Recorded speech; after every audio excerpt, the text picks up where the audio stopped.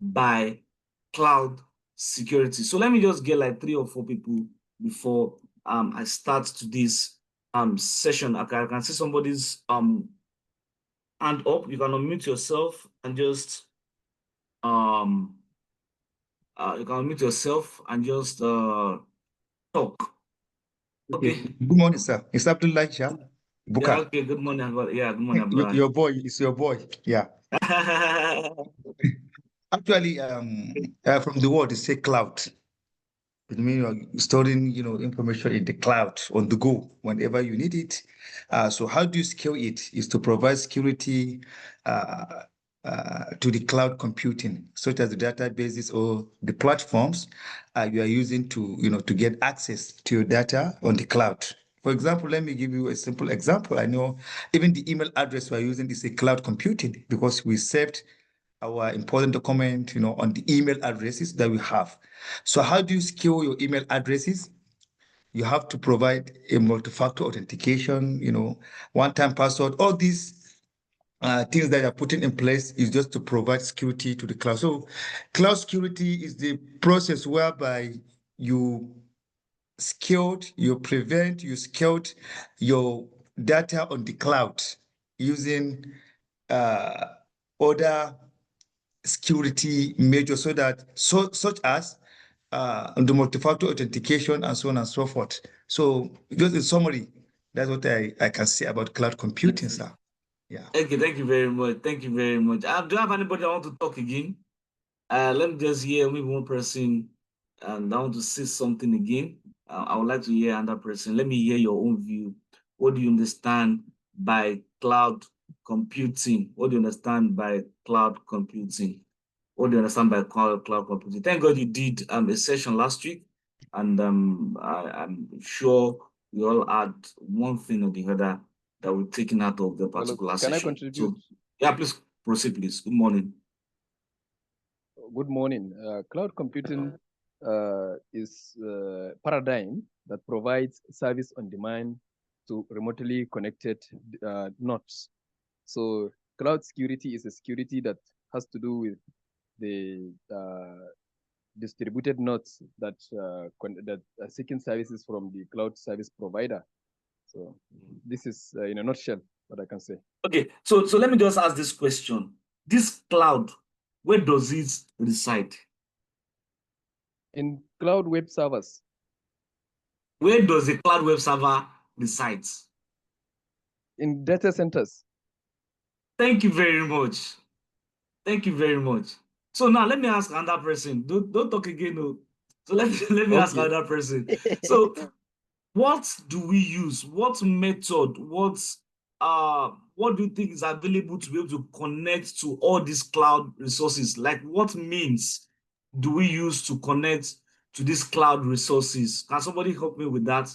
Because I have to be sure, we understand what we are all doing and what we are trying to do.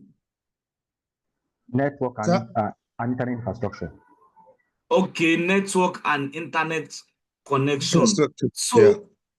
Okay, any other person? Sorry, come again with the question. I just lost connection, sir. Sorry. What method do we use to connect to these cloud resources? Okay. Yeah. Apart from the internet, we have okay, actually, so can I contribute? Yes, you can contribute, please. So I think apart from the network connection that the first person mentioned, then we also have some other services such as software as a service, and then platform as a service. So where the software as a service is an application, maybe the software that you are going to be using to provide, such connectivity. And then also have platform as a service. Sir, I think so you can also get the use it to access the cloud computing. What? You did not get the question, sir. No, okay, what is it? Correct. That's not correct. That would lie. Okay, so maybe I didn't get the question. To internet. Okay.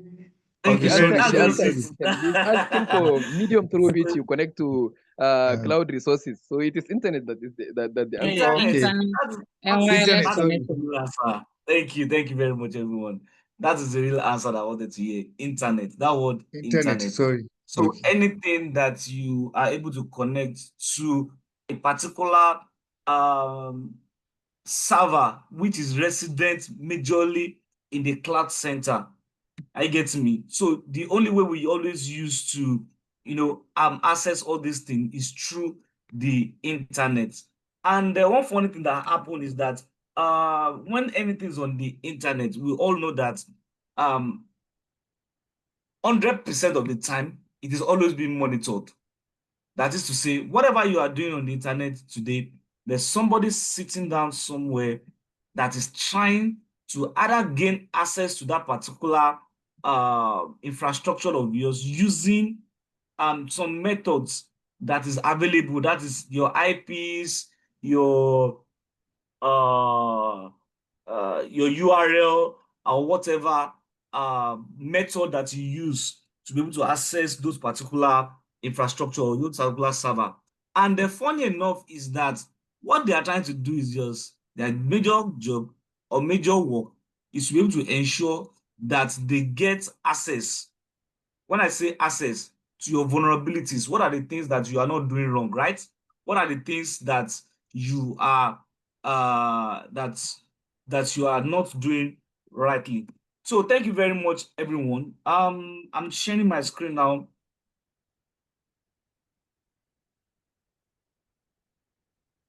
Please confirm if you can see what I posted in the group chats.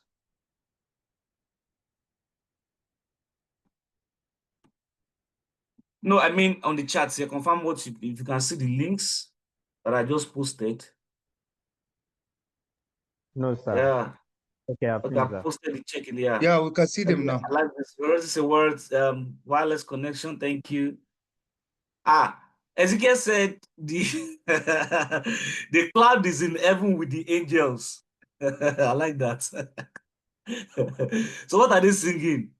Just as it's about security cloud-based assets and data from trade. Thank you very much. He said, consider personnel from Tanzania were unable to attend last week classes due to wow. Okay. Don't worry, Gaddafi, please reach out to me or Priscilla immediately after this call. We'll reach out to you guys. Or any other person from Tanzania, you can kindly reach out to us. So okay, ABS says cloud security is basically control and procedures that protect cloud-based data and infrastructure. This one I look like it's from ChatGPT. Cloud security is about protecting data in the cloud from damage and attack. Okay, beautiful. Protection of digital assets in cloud. Okay, thank you very much. We are all right. We are all right. We are all right. So if you look at, I sent in like 3 links. So I might not be able to really go to those links, but you can please copy it somewhere because you won't be able to access it immediately after this class on this call. So all you just need to do for me is that keep it safe in your keep it safe and ensure that you try to get used to it immediately after the call. And I want to assure you that I'll try to touch it also during this call this morning. So lastly, thank you once again for joining this call. It's good to be here with you all. Also confirm you can see my screen now. At this point, confirm you can see my screen. Please confirm you can see my screen now so I can move on. Not yet, sir. No, sir. No, sir. No, sir. Okay, thank you for that. Let me drop and reshare again.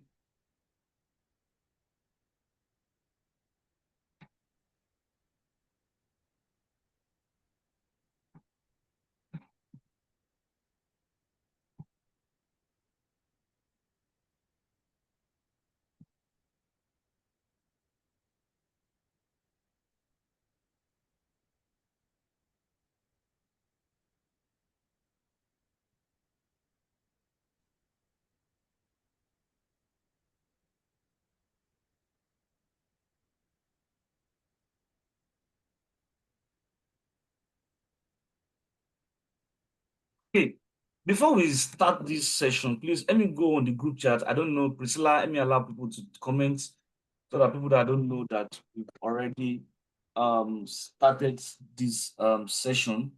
Let me let them understand that we have started the session so that nobody will come back and say they don't know what we are currently doing. Okay, thank you, Abosede. We don't know that the class already started. Please, let me let me allow people to be able to comment in the WhatsApp group so they can tell people there, their colleagues, everybody, to know that we've started this particular session this morning.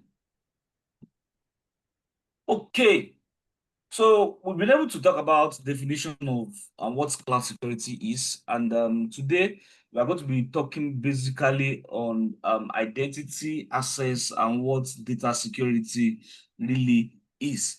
Don't forget that I've mentioned today that you need to check those 3 links that I was able to, get for you on the. You can go through it later after the class, to be able to really understand how to be able to use some of those, because I'm going to be talking about CCM, that is Cloud Control Metrics, and we're going to be talking about the CIAQ, probably, if I have the opportunity. I'll be talking about the CIAQ.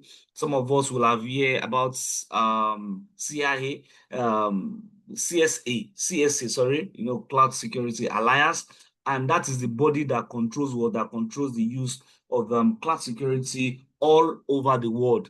During the first 4 weeks, we spoke about the NIST. That is the framework that guides the usage of what cybersecurity all around the world, right? So for cloud security, we have the CSA, that's the Cloud Security Alliance. So you have the materials already posted for you on your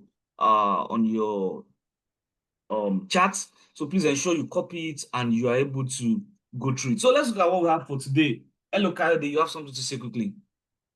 Yes, Mr. Ayola, good morning again. The Yes, links sir. you shared, the third one, right? It's saying, I think it's giving reporting 404, not found. Maybe you want Okay, to I'll check check it that. again. Yes, I'll check Yeah, and the get back third to you. link. Thank Okay, you. okay. I'll check and get back to you. Thank you very much. Please That remind me towards the end of this class, please. that's correct. That's correct. Okay, Please remind me. I will do that. That's very So correct. let's move on because we spent a lot of time here.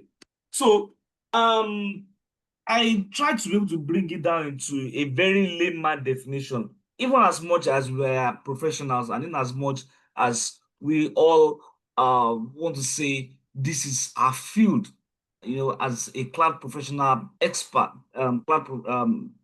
security expert, you want to say that you want to say to somebody that doesn't really understand what cloud security really means. So I've really been able to break it down into just this definition, that is to say it involves what? Um, it involves, number one, protecting of your data. Can you see? Number one is protecting of your data. Number two, protection of your applications. And the last thing is what? The infrastructure that is associated with what? With cloud computing. So everything that has to do with what? With your data, this is your database. You want to talk about your applications, that is the application that's being uploaded on the what? On the servers. And lastly, everything that has to do with the infrastructure itself. Do you understand? Then we want to talk about that security that covers those particular domains. So what does cloud security really means in layman language? Number one is what? Protecting of data. Number two, applications. And number three, every associated infrastructure with what? With cloud computing. Example of all the infrastructure that with the cloud computing includes your hardware and your what? Your software, your internet, and everything. Your applications are the ones that are resident on that particular cloud, and your data is your what? Is those ones that are resident in the what? In the database. So you know that every organization are now trying to move from primary data center, that is, they don't want to be able to manage the hectic or the problems of having to own a data center, to what? They're trying to push it to the cloud. Yes, sometimes ago, I think like 4 weeks ago, if I'm not right, or 3 weeks ago, I was just in the office and I just heard that AWS server has gone down, which affected virtually uh, like 70% of most of the applications that runs all around the world. And they were off for more than I think 13 hours. Yes, they were off for more than 13 hours. You know, only God knows what happened, though we didn't really hear what happened, but I'm very sure the report is going to come out very soon. What really happened with them. So what am I trying to say is that even at the data center too, if you don't have enough proper lights, if you don't have enough internet, you don't have anything, there will always be data. There will always be a timeout. But with the cloud, there's opportunity that all these kind of things might not happen. So once an organization is moving to the cloud, are you getting me? As a cybersecurity expert, one of the things that you need to have at the back of your mind, the first thing is to be able to ensure that you put the proper identity, which is the access control. Are you getting me? And you have to ensure that you are able to do what? To give the right security to that particular infrastructure that you are going, or particular uh, uh, um, cloud applications that you have access to. Are you getting me? And ensure that they are able to provide just three things. That is confidentiality, integrity, and they can always be available all the time. That is to say, when you are trying to move or you are trying to set up a cloud environment for any of your clients, you have to ensure three things. That is proper identity, the access control, and the data security. Ezekiel, please mute your mic. So I said that after doing these three things, the next thing that you need to do is that those three things that you've looked at or you are trying to ensure that occurs are able to certify that all your resources on the cloud are confidential. They maintain integrity, that is, they can be trusted. And not only about confidentiality and the integrity, they have to always be available all the time. So all the resources all the services that's been created on the cloud have to be what? Have to always be what? Be available all the time. So in a layman again, I said cybersecurity is what? Protecting of your data, your application, and every related infrastructure that has to do what? That has to do with what? Cloud computing. Let's go look at how to be able to understand what CSA really means. Yes, that's the like I said the other time, CSA means Cloud Security Alliance. Don't forget, it is what? Cloud Security Alliance. And we have something we call CCM that we're going to be looking at later today, and that's the Cloud Control Matrix. So let's go look at what is a Cloud Security Alliance. Yes, as a sorry.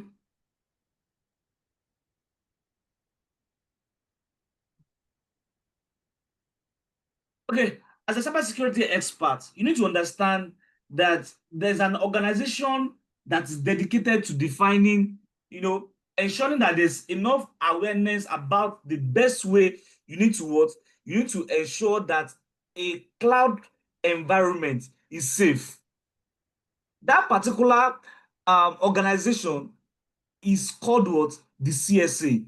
So they are the one that provides the framework. They are the one that provide the right awareness. They are the one that provide the best practices, and they are the one that ensures that everyone that is trying to use the cloud, are you getting me? Is what? I have an all-time secure experience during their what? During their interference with the cloud environment. So, as I said the other time, look at it here. I said in summary that a CSA, that is a Cloud Security Alliance, does what? It provides the standard tools. They also provide the frameworks they provide the tools, they provide the certification, and then what they use is what is the CMM. So let's look at what the cloud matrix really means. So the cloud matrix is a cybersecurity control framework that's specifically designed for cloud computing. That is, it provides comprehensive set of security controls that aligns with what industry standard and regulations. I think you can see your NIST framework that you learned in the first 4 weeks here. So the CMM is what? Is the framework. The CSA is what? Is the organization that provide the standard, that provide these tools, that also what? Provide the certifications. So after this particular training, you can decide to just go up and you want to become a CSA. Yes, you can become a CSA, and you can just take some of the course. I've sent in some of the links, so you just click on some of the links, you'll find how to be able to do that. So let's go look at some of the domains. Some of the domains of the CACM, that is some of the domains of the cloud computing, cloud controls matrices, cloud control matrices, some of the domains that we have. On the links that I provided, we have basically 17 domains. But for this training today, I'm only going to be touching on 3 domains. That is the IAM, that is the DSI, that's the Data Security and Information Lifecycle, and I'm going to be talking about encryption and key management. So out of the 17 domains, so if you go to this particular link that I sent in, I think it's the first link. Check it out, please. It's the first link. You see all the 17 domains. All what I'm going to be touching today is the what? The IAM, the Data Security and Information Lifecycle, then the encryption key and the management. So what does the IAM does? That is to say, it controls user identity, the authentication and access rights. And the Data Security and Information Lifecycle, what it does is that it protects data throughout its lifecycle. And lastly, is the encryption and key management. What does it do? Is that they ensure that there's confidentiality via what? Secure connection. So there's nobody that is trying to access your resources via any form that is available to the public, like your IP, like your URL, or any other API access, or probably endpoint that's been provided. So every of the resources on the cloud, they are protected. That is why we have the encryption. So let's go look at the CAIQ. I've mentioned CSA, I've mentioned CCM, and I'm going to be mentioning CAIQ. The CAIQ is just like a checklist. Do you understand? It's just a checklist. What it does is that it helps organization to be able to know what they are at risk at and what the third party is also at risk at. So they want to know what is on the organization and what is off the organization. Do you understand? It's a checklist that is derived from the CCM, that is the 17 domains. So it helps customers and providers to be able to evaluate compliance with each of the control domains. Don't worry. What this does is that it also gives question to some of these specific domains. So like example now, for the IAM, we want to ask, have you enforced an MFA? Has the organization enforced MFA? So we want to know that. So on that CAIQ, you'll be able to do what? You'll be able to get those questions. Don't forget, that is on the link that I've sent. So this morning, we'll be able to talk about the CSA, that is the Cloud Security Alliance. That is, they are the one that provide the standard, the tools, and the certifications for cloud security. We'll be able to talk about the CCM, that is the frameworks that guides cloud computing.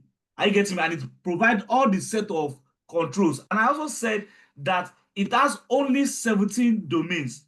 Now, to be able to ensure that these 17 domains are in place in your organization, we have what?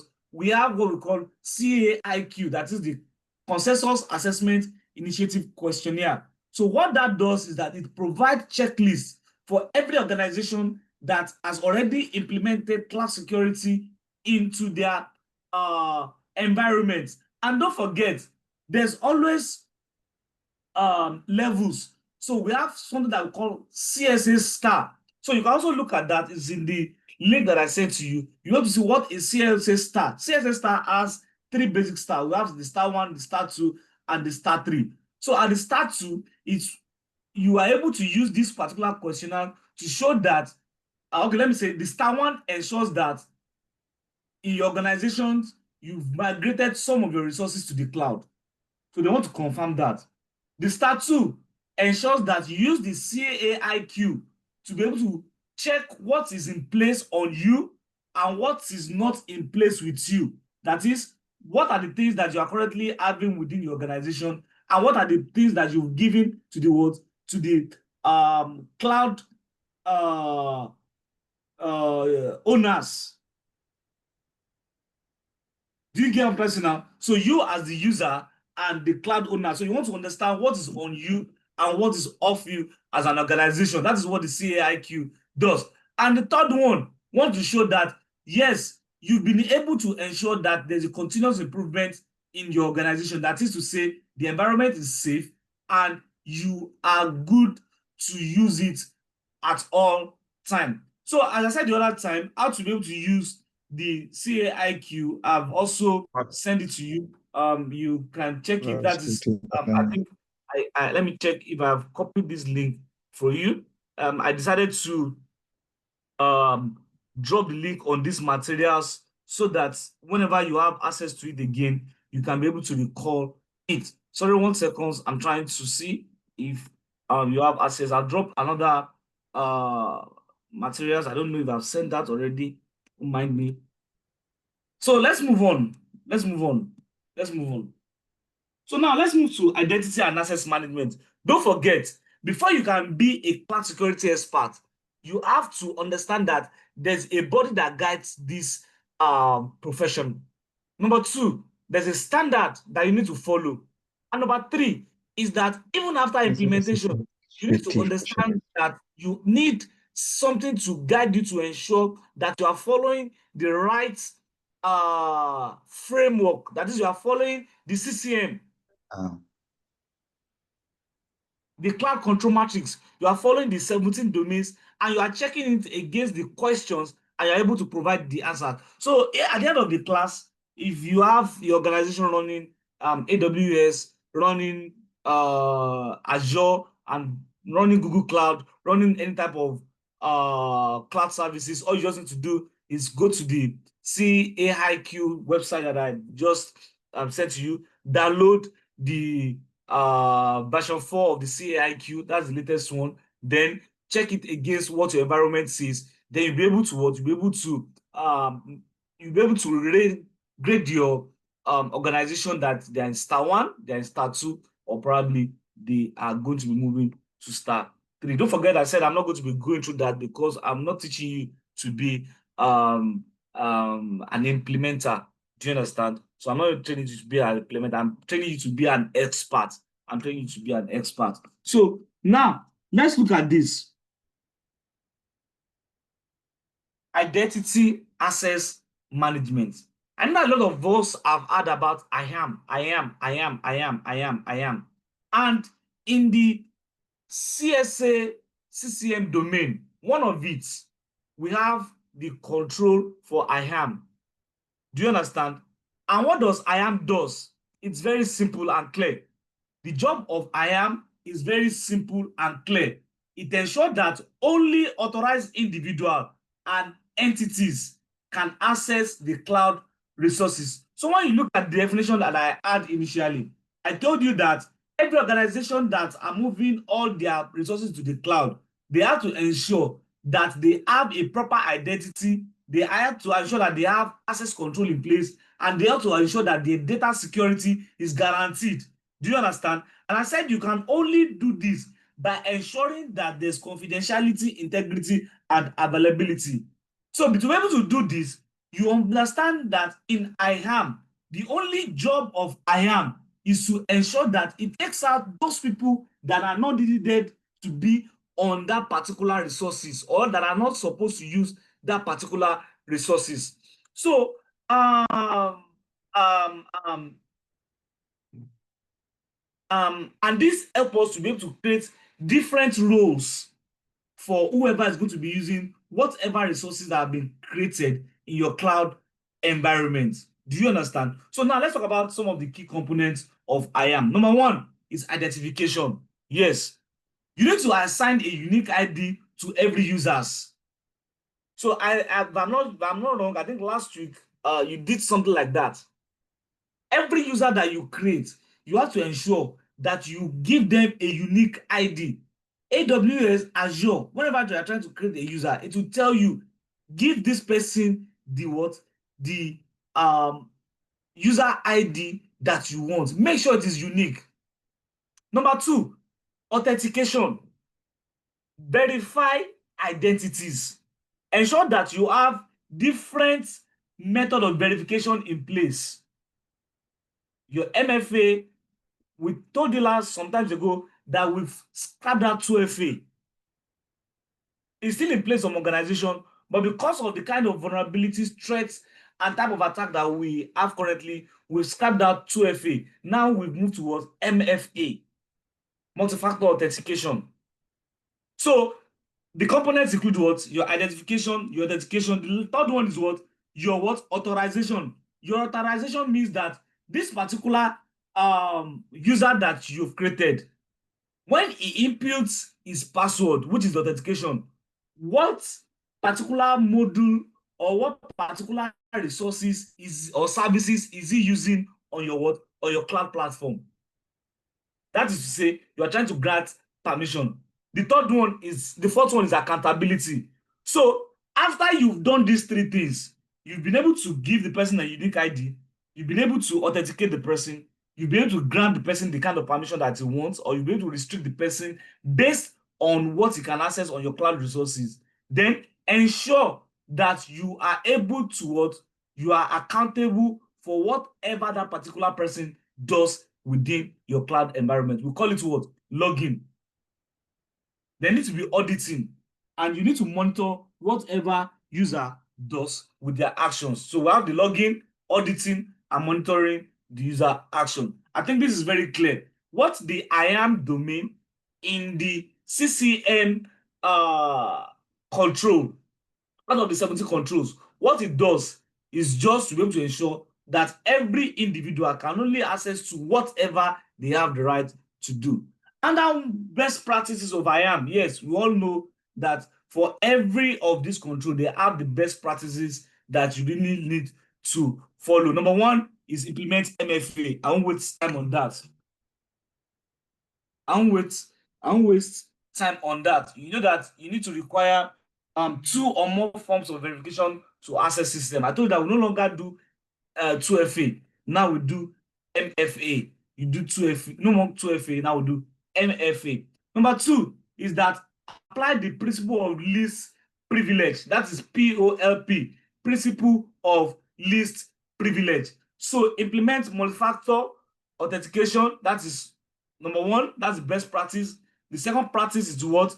Ensure you implement a POP.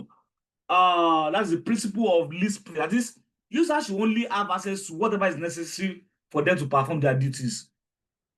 Yes, that's as simple as that. Number 3, RBAC. That is role-based access control. Use RBAC. Use role-based access control. That is, assign permission to roles rather than what? Rather than individuals. So instead of giving individual roles, no, give them roles based on what they can do or what they want to do. Do you understand? And number 4 is regularly review all their access rights. That is, conduct periodic audits of accounts and privileges.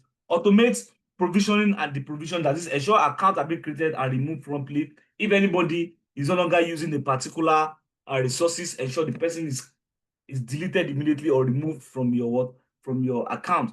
Or let's call it deprovisioning. the word deprovisioning. You are trying to remove the person from the account. And lastly is monitor and log access activities. Don't forget the key components. There are 4 key components, and we are able to give you 6 best practices. That is, implement MFA, use or apply the POP principle, use the RBAC, use what? Ensure that you regularly review the access rights, and also automate provisioning and deprovisioning. So anybody that does not need accounts or does not need access is removed immediately. And lastly, is to be able to what? You monitor all your logs and access activities. That is to say, you need to integrate what we call SIM and or IAM logs with your SIMs for anomaly detection. I think one of the funny things that happens in the last class of this session, in the next 2 weeks, we are going to be talking about the SIM itself. The SIM itself. We are going to see how it works in the Azure environment. So let me quickly move to the data security and information lifecycle. That is DSI, the data security and information lifecycle. You need to understand that data security lifecycle, it's one of the domain in the CCM, right? So what it does is that it ensures that cloud data is managed securely throughout its life cycle, from creation to what? To destruction. So it ensures that what? Cloud data is managed securely through its life cycle, from what? Creation to destruction. So what are the stages that need to be carried out during the DSI life cycle? What are the stages that need to be done, from creation to destruction? I said what it does is that they ensure that all the cloud data is managed securely, from what? From creation to destruction. So the life cycle includes creation. The next one includes what? Storage. The next one includes what? Use. That is, there's access and processing of data. Then the third one is sharing. That is, you're able to transmit from internal or external parties, between applications, between users, between different platforms.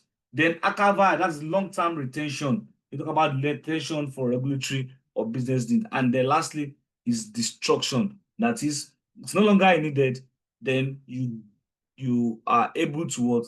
Secure disposal when no longer needed. So this particular domain, the CCM, the DSI DCCM domain, what it does is that it helps us to be able to manage all the activities throughout the life cycle of what?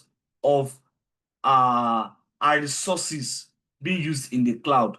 That is, from the creation of that particular resources to when you destroy them. And the stages that are included or that are involved are from creation to storage to use to sharing to archival and to what? And to destruction. Quickly, let me look at the data security best practices. What are the best practices that you really need to use in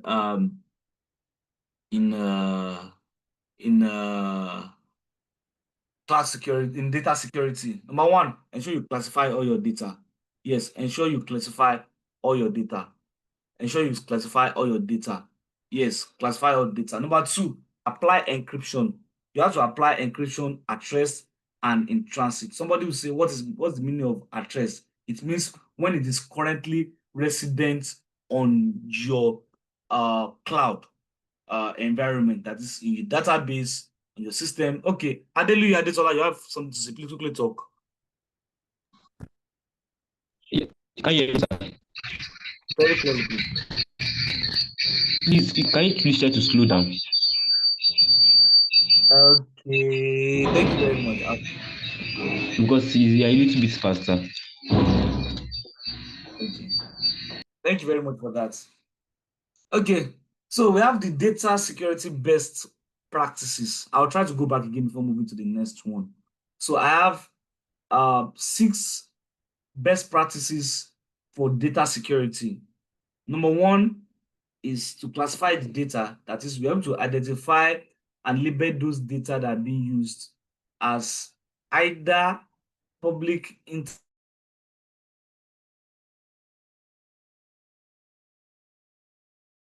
So every of the resources that you are creating, do you understand? Don't forget that the job of the what? of the DSI, that is the Data Security and Information Lifecycle, is just to do what? It's just to ensure that you are able to manage every of the activities that occurs within your resources from creation to destruction. Do you understand? From creation to destruction. So if you're able to classify those data, you'll be able to know how to be able to share the access to every users. What is sensitive will not go to a lower person or individual. And I've said that don't give access based on individual. Give access based on role, so that you'll be able to know those that are currently using your resources. So in an organization, if anybody does not need access to your resources, don't just bother to give them access. Yes, give them access based on role. And those particular rules are going to be monitored. Either they are a public resource, or they are internal, or they are confidential. So now the next thing you need to do, which is the best practice to be able to use this particular DSI domain, is what? Is apply encryption. Apply encryption. What do you need to do to be able to apply encryption? It's just to ensure that you change that particular text to a form that is unreadable by another person that's trying to use it. So either those particular data are at rest, that is, they are stored in databases, they are stored on the server, or they are stored inside an hard drive or a backup. Do you understand? That is at rest, that is, they're not doing anything. Ensure that every of those data are encrypted. In transit, when it's going from the position of your server to the user, that is the front end, that is maybe their computer screen, through the network, ensure that whatever you are transmitting is also encrypted. Number 3, use secure APIs. I'm very sure you should have spoken about what HTTPS and TLS really means. Yes, during the cybersecurity, I'm very sure we should have spoken about much about HTTPS and TLS. Whenever you go to any site and you see HTTP, you see on your browser that it is not secured, right? So your TLS, we have different versions. We have version 1.1, we have version 1.2, and we have version 1.3. The TLS provide the minimum security for web browsers. Do you understand? For anybody trying to use a browser, the TLS provide what? The minimum protection for them. So it is the job of you as a cloud security expert to ensure that that particular information that is being fed from the user is being encrypted, and also use the additional security that is available on that particular page, which is the TLS, to be able to what? To be able to protect that particular browser from unencrypting your what? From unencrypting your data. Do you understand? So that is what the TLS does. So now we have implement data loss prevention. So that's also available on your Azure or AWS. So monitor data access, that is, ensure that you can be able to detect unauthorized or unusual access behavior. If I ask somebody on the call, what do we use to monitor activities that happen within our let me say our resource, our cloud environment? I mentioned it this morning. If you can help me, I would like to see it on the chat room. What do we use to be able to monitor? What do we use to be able to monitor logs? Are you getting me? And user access, and whatever that's going on your resources and services. What do we use to to be able to monitor them. Can somebody help me with that on the chat room? It's just one name. Not I am. Thank you, Abosede. Not I am. Not CCM. I like SIM. Thank you very much, Mike. It is called SIM. So SIM collects data from I am. It collects data from the data security information. It collects data from your resources. It collects data from everything and log everything. Are you getting me? Into it so that it can be what? It can be auditable. It can be previewed. It can be monitored. Do you understand? That is what SIM does. So just collect all those logs from all those. And you'll be talking about SIM more. Thank you very much, Amat. We talk about SIM during the course of the training. So we'll talk about ensure data portability and deletion. That is to say that whenever you find out that you're trying to migrate to another resources, or you're trying to change, or there's anything that needs to be changed, are you getting me? There's always a proper destruction method in place. There's always a proper destruction method in place. So let me just go back a little bit because I was told I was rushing. I'm sorry. I have to leave this call though as soon as possible, but I'll try again. I said when I started this morning, said we have definition for cloud security. We said for a layman, you say it's for protecting data, it's for protecting all the application that resides in the cloud, and it's also to protect all the infrastructure that is associated with what? With cloud computing. And I said, what are the infrastructure that are associated with cloud computing? You talk about the hardware, you talk about the software, you talk about the network, you talk about the internet, you talk about everything, the location, the rack, everything, you talk about it. Do you understand? That is the infrastructure that is associated with what? Cloud computing. And I also said that for an organization, whenever you're trying to move your workload to the cloud, you need to ensure that there's proper identity, that is, you create proper users and you are able to give them access control based on what they really need to do, what to have access to, not on individual, but on rules. And I said that you need to ensure that all the data are secured. And I also said to be able to ensure that all these are maintained, you need to have what we call confidentiality. That is, you divide them into what? Into stages. Is this particular resource for the public use? Is it for private use, or is it for a general use? Do you understand? Then you have to ensure that there's integrity, that is whatever resources you are creating is trustworthy. Nobody is going to be able to manipulate it at the end of the day. You had your encryption, you had your login to be able to know what people are trying to look at, or probably they're trying to access at every time. You don't have to be there to be monitoring. The SIM will automatically get all those logs from those resources and what help you to document them. Later, you can come back to be able to preview them.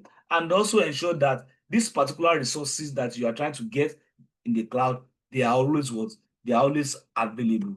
And I said, to be able to understand how cloud security works, I said that you need to know that there's an organization that provides the standard, they provide the framework, they provide the tools, and also provide certification that is being used, are you getting me, widely all around the world for cloud computing. And I say their name is what? The CSA, Cloud Security Alliance. So the standard is what? Or the framework that is being used is called CCM. That's the Cloud Controls Matrix. That is what? That is the framework that is being used to do what? To be able to guide the usage, the implementation of cloud resources, setting up a cloud environment. Do you understand? Within an organization. So, as I said, it has just 17 controls. But for this class, we're only going to be talking about 3. We're going to talk about the IAM. We're going to be talking about the DSI. I want to go talk about the EKM. The EKM is what? Is the encryption and key management. We've not spoken about that. But we've spoken about the identity and access management. We've spoken about data security and information management this morning. And I said IAM, what it does is that it controls users' identities, the authentication, and their rights to access. And also said the DSI is what? It protects data throughout its life cycle. And lastly, the encryption and key management, what it does is that it ensures that there's confidentiality, there's integrity. Are you getting me? Via data that are going from state of rest to transit. That is, they are moving from your server to either a channel that needs to be accessed, either the endpoint or through user that are using a browser. Do you understand what I'm trying to say now? So now, I said we also have CAIQ, that is the Consensus Assessment Initiative Questionnaire. And what does it do? It's very simple.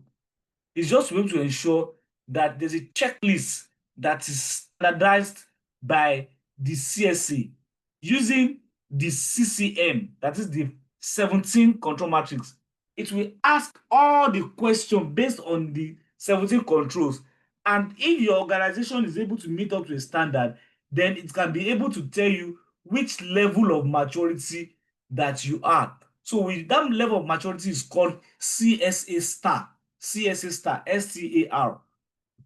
So I think I also shared a link to how to be able to access this particular CAIQ. So I said, let's look at 3 of the domains in the CCM.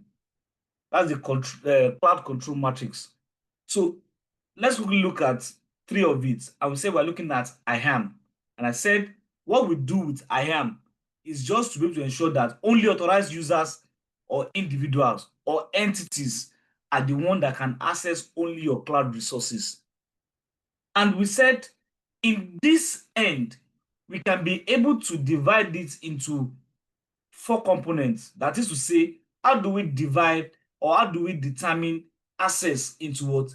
Into the cloud resources. We talk about creating a unique ID for that particular person, that is the identification, creating a very unique password. Do you understand? And follow that the person has the right MFAs. Ensure that there's authorization, that is to say, you only allow the person to be able to have access to whatever you want to have access to. And lastly, is ensure that there's accountability, that is, there's login, there's auditing, and monitoring. I said this particular process of accountability, we use the SIM to be able to get that done. So we now said, what are the best practices? That is, what are the best things to be able to do when you want to implement IAM for any of the resources or in your cloud environment? Number 1 is ensure that you implement MFA. Number 2 is to apply the POLP, that is the principle of the least privilege.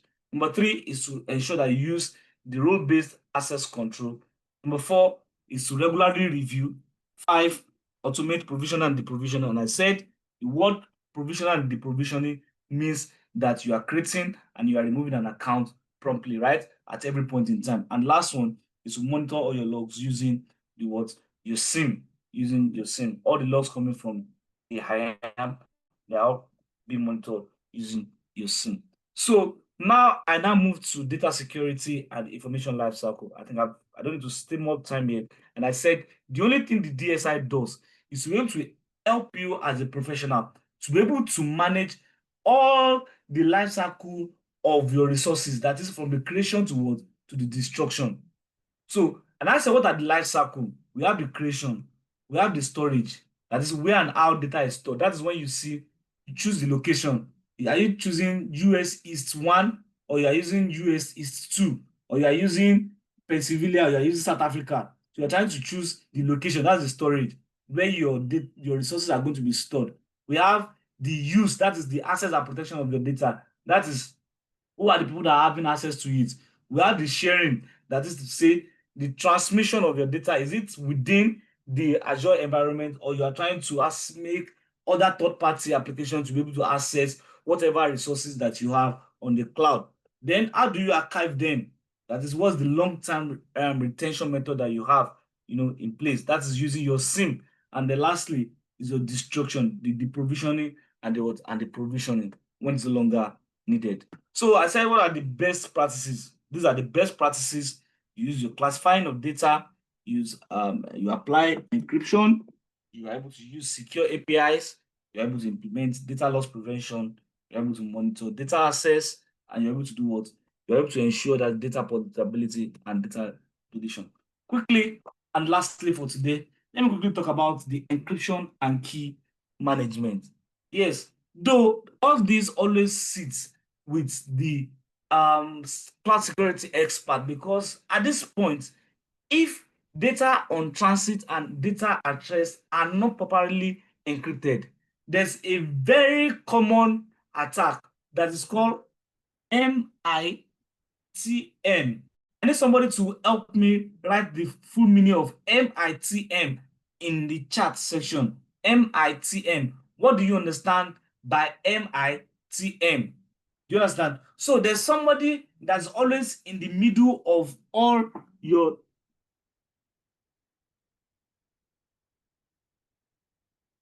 sorry.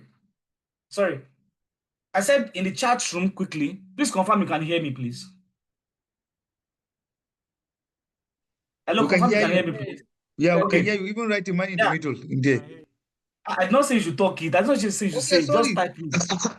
Sorry. Just type it. Okay. So there's for every of your activities, from data at rest to data on transit, that is to the endpoints where it is going. That is to say, either you are requesting an information from your phone to your cloud, or to the database at the back end, or to the or from your laptop, or from any form of devices. There's somebody that's always sitting in the middle of that particular movement of data.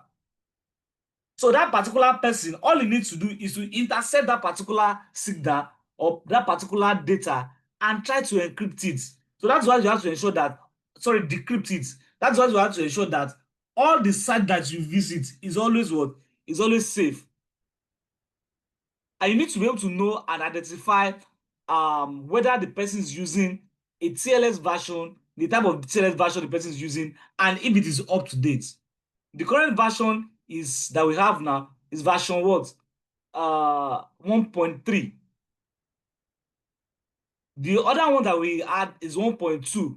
But people now are trying to deprovision the majority of the organization are trying to deprovision 1.2 and provision 1.3, because 1.3 is not the safest. 1.2 already has some vulnerabilities in them. So if you go to any site and you're able to check the the TLS version that they are using, then you should be able to know that you are either secure or you are partially secured.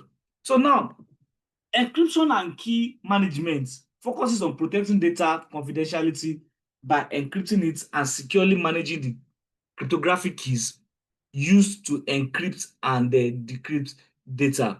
So now, let's go look at some of the concept of encryptions. Number one is, what is encryption? That is, you need to understand this. When you change a readable plain text into an unreadable format, we call it cipher text.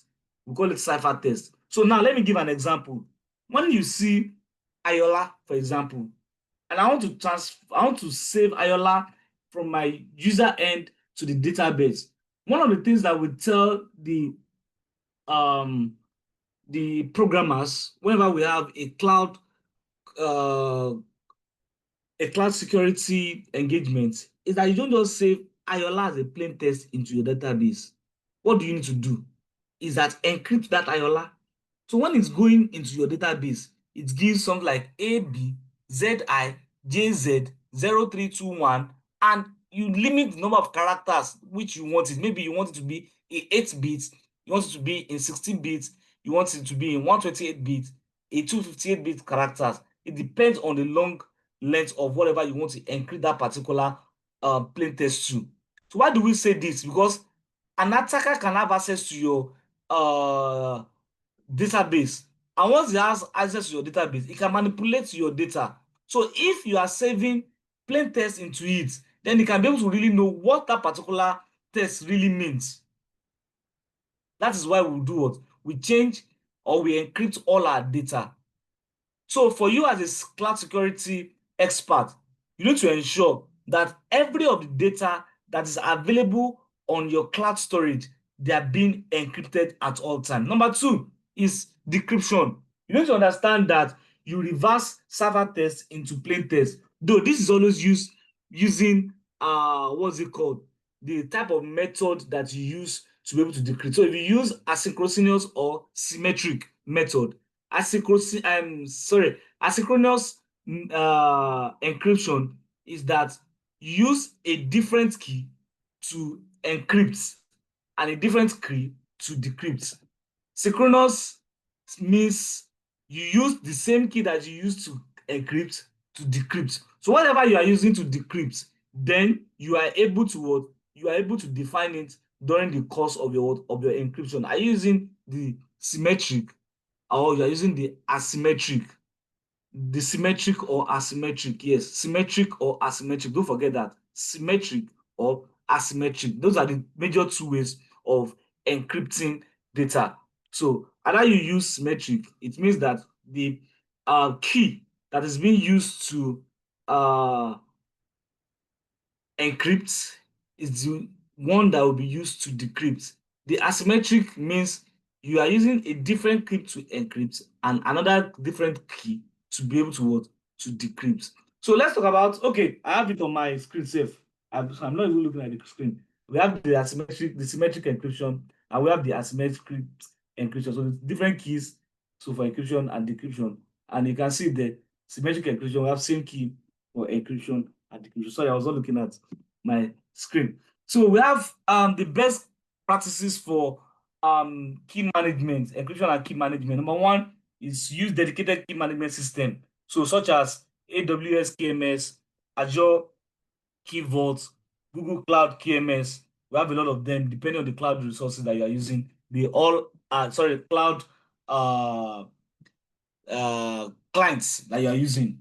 Do you understand? It's determined on them. You're using AWS. AWS uses AWS KMS. Azure uses Azure Key Vault, and Google Cloud uses what? Google Cloud KMS. So another funny thing you need to do about encryption is that you have to ensure that you rotate this key regularly. Don't just use the same key over a very long time. Do you understand? Don't use it over a very long time, because sometimes we have people catching. We have a lot of times people trying to access we have people trying to access what you've accessed previously on your system or probably on your device. So you have to ensure that as cloud security expert, you rotate that particular keys often. Now, the time you do that is left to whatever way you want to do that. So you can put it 3 months, you can put 6 months, you can put it annually. So we have separate duties. So ensure that key encryption, key management is separated from data administration. Yes. So you don't allow those people that are into the data administration, that is those people that are really working on the data itself, they are the one that are keeping the key. It's very safe. So let there be people that can really manage it. That is their job is what they are called key managers. So their job is to keep those keys separate, very safe. So you use hardware security modules, that's HSMs, for high assurance key protection. This is asymmetric, yes. So for high assurance key protection, implement access controls for keys, then ensure key backup and then recovery. So lastly, this morning, I just have something that I would like to show everybody in the call, and that is the cloud security best practices. So you can follow me as we round up this particular session for this morning. Number one is that the best practices for cloud security, or that you need to know and ensure that you are able to transmit to everyone that uses the cloud environment, is that they have to what? They have to imbibe the culture of using a multi-factor authentication. That is, add extra security beyond password. Yes, not only password. It can be your facial recognition. It can be any form of biometric like your thumbprint, any other form that you use apart from password, apart from PIN, apart from, prevent account compromise from stolen credentials. Yes, we told you the other time, you can also use what? Any form of password keylogger. Do you understand? Just be able to ensure that your password are saved there. Yes. So least privilege principle. I've mentioned POLP. I've mentioned RBAC. I've mentioned ARAC.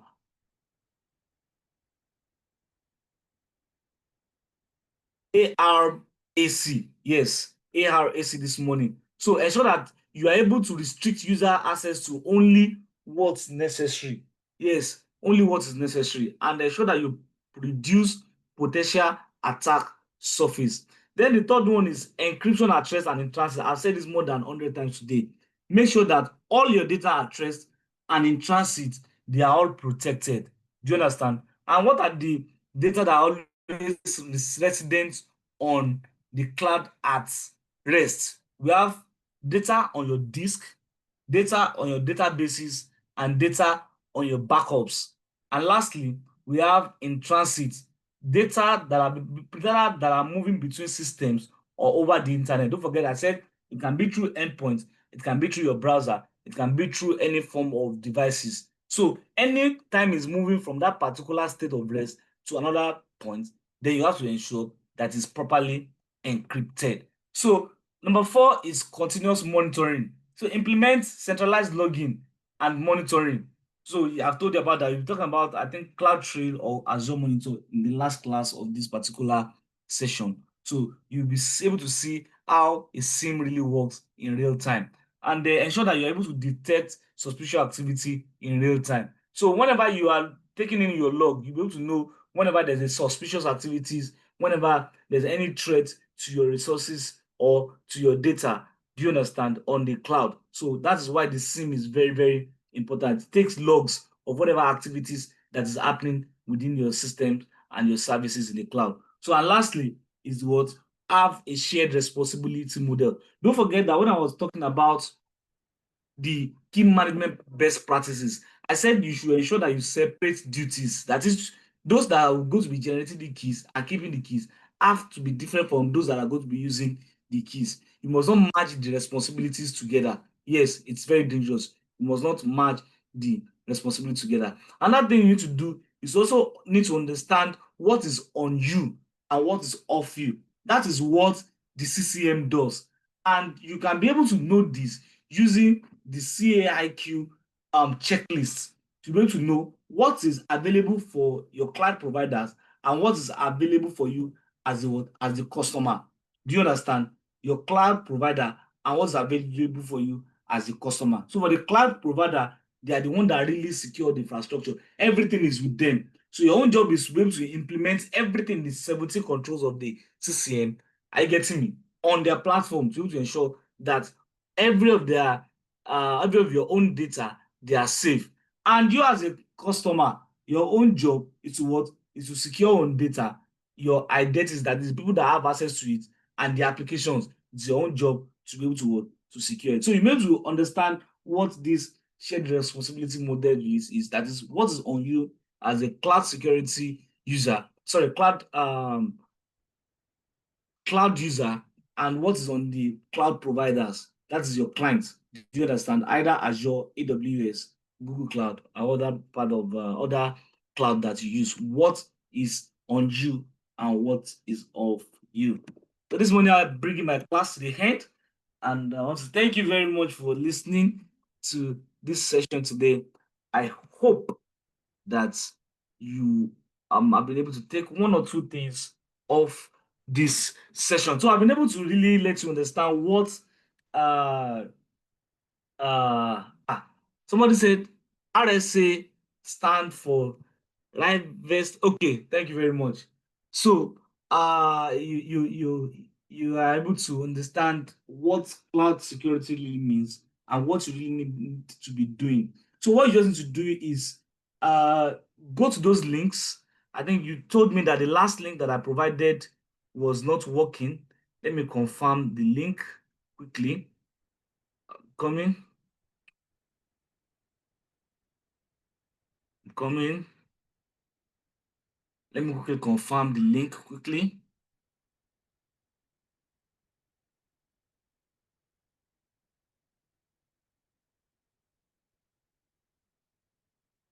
Okay.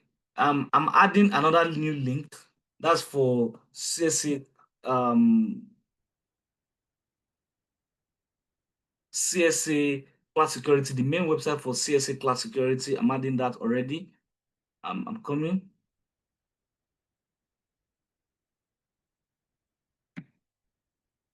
I'm trying to see the link that is not working.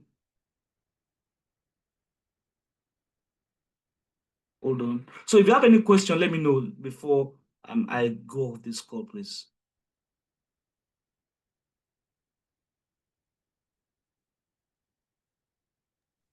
Hello. Any question? Yeah, Mr. Yeah. Abdullah. Thank you very much I must congratulate you for this wonderful talk. It really shows that you are an expert. So Abigail didn't do wrong for that long introduction. So you deserve it. So actually, I just want to just find out, because when you are talking about data in transit and also at rest, sort of about data being processed. So can we also categorize it as data in transit, or we can take it Yes, is in separate? transit. In transit. Okay, so it can be matched together, either being processed or in transit is one now. Transit. So Okay. whenever you are processing from your end, it's still in transit because you still go back to feed wherever it's coming from. Okay. Yes. Okay. Thank you. Thank you very much, sir. Yes, sir. Any other question before I move on? The material is self-explanatory, and I'm sorry for those that didn't get the material. I want to assure you that at the end of before the end of today, I'm going to send all the materials and probably post the link on the group chat today. So I won't send Okay. it to your mail. Okay, sir. Check Sorry, check the lastly. WhatsApp. Yes. Thank you, Check sir. the WhatsApp. I'm going to send Lastly, it to you. sir, please don't forget about my issue And for the attendance. we'll talk internally. We'll talk internally, please. Okay, okay. Okay. So without further questions, Priscilla, are you there? I have a suggestion. Okay, sir. Mike. Please, since Mustafa, you're at the top, yes, we would like to receive the slides for all the presenters at the end of the program, so that we will have some revisions about it. Yes, I promise I will do that today. I'll even personally be the one to post it for you. Don't worry. I always monitor it because I always want to ensure that you get it. So I'll make sure I post it on the I'll post it on the what's it called? On the WhatsApp group. WhatsApp group. So I won't yes, Yeah. I won't send it to you. Yeah, I won't send it to your mail. So I'll post it on the WhatsApp group. I used to put it on your mail because you took out time we have over 200 people that have been enjoying this class. So at the end of the time, whenever you want to take your certificate, do you understand? We're only going to be attending to those that are consistent during these trainings. Yes, that's how we say. Make sure that your attendance you are marking it appropriately. Do you understand? You always make sure that your attendance you are marking it appropriately. So okay, Mike, you want to say something? Yes, sir. Thank you so much, sir. I really appreciate. Now, Yes, sir. yeah, the question I have, probably maybe, is it possible to run an hybrid solution? Going to the cloud and maybe probably keeping a replica of what you are migrating to the cloud for maybe access, security, and all that. Because if we move everything to the cloud, and just like what you said, initially when you're opening concerning AWS that went down, and there was a downtime for some time. So, what's your professional advice? Thank you, sir. Okay, thank you very much. So this is what we used to do. In as much that you have, we call it production server, and you also have a recovery server. So we always advise that you have at least two servers. The reason why most of us in Nigeria, we don't experience downtime on OP, do you know why? It's because OP has 6 data centers spread across 6 countries. So what happened is that, like now that AWS went down, are you getting me? It will automatically fail over to the next country. After failing over to the next country, it will fail over to the third country. If the third country is not available, it will keep on failing until it gets to. So if you are not careful, you might not notice that there's a downtime in the network, in their network or in their services. It's because they have over 6 data centers spread all over, or cloud services or cloud providers spread over 6 countries. Do you understand what I'm saying now? So that is what OPay does. I'm just trying to tell you why they don't. So, but other banks, what they used to do is that they only have 2. One in like, let me give you an example in Nigeria now. The reason why you always have problem with your GT Bank, Wema Bank, and other things is that they still use a physical data center. So the day NEPA decided to take light and their what's it called? Their internet providers, Airtel, May1, and other things have a problem. Or probably the internet providers, one of the internet providers, or the 3 or 2 internet providers that they have, the 2 of them just went out together. There's no way they can fail over. Then there's always a problem. There's always a problem. Do you understand? So there's always a problem. Yes. So what you need to do is that ensure that you have different providers. So you can have one backed up in a place and the other one backed up in another place. Do you understand? Yes, I'm Do hearing you you, sir. understand? Yes, sir. Yeah, do you understand? Yes, sir. Yes. So that's it. Yeah. Okay, Thank thank you, you very much. So yeah, thank you. So you need to have a recovery site whereby where you have backup on your internal server, or you have another place where you can back it up. Do you understand? Okay, thank you very much. Sorry, I won't be able to take questions again. I have to be somewhere by 12, and this is 15 minutes to 12 already. Priscilla, I would like to hand over to you from here. Oh, So sorry, thank you very much, everyone. production server. I didn't get it. What is it? You mentioned production server. The second one, I didn't get the name. What's the name, please? Recovery.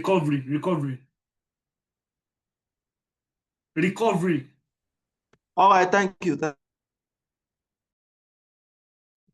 Okay, everyone, enjoy. I think we have like 15 minutes break. Priscilla, are you there?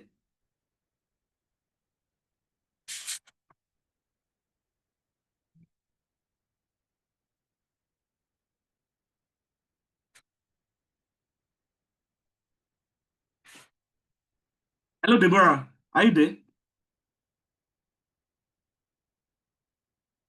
Hello, Deborah. Hello, Mr. Yola. Yeah, how are you? Please take over the class. All right. Thank you so much, sir. Can we all say thank you to Mr. Yola in the comment section? Thank you so much for the power-packed class session. And I hope Thank you, sir, Mr. Yola.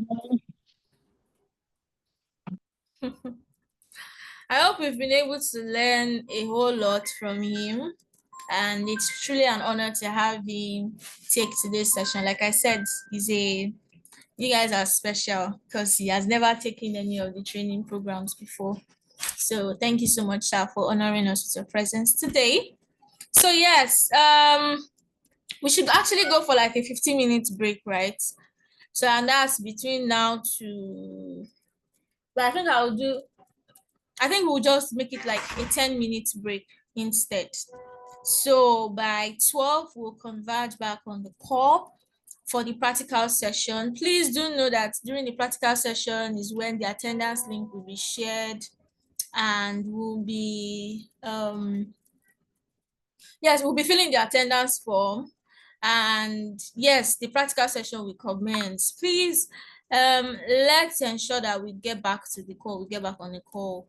So if you want to actually have conversations amongst yourselves within that 10 minutes, just to get to rub minds with each other, please go ahead. You can do so. You can unmute your mic, but please let's do that respectfully. No use of vulgar language. Sir? Ms. Priscilla, sorry, don't forget my issue. While we are on break, you also discuss with you, Abeg. I don't want to miss that attendance. So, no, don't worry. No worry.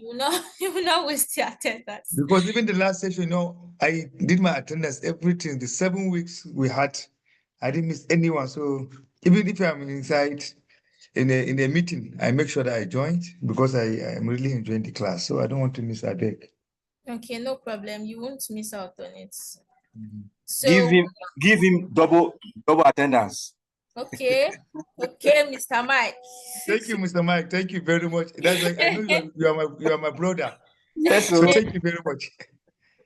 All right, so we can just, like I said, let's try to, rub minds. If you haven't. Hello, Madam Moderator. Hello. Yes, Mr. Participant. Last week, some of us, we were, our internet was dropping and coming, dropping. But some people are laughing at us that we were not able to fill the attendance form. So you should be able to, it's an advantage at the technological side.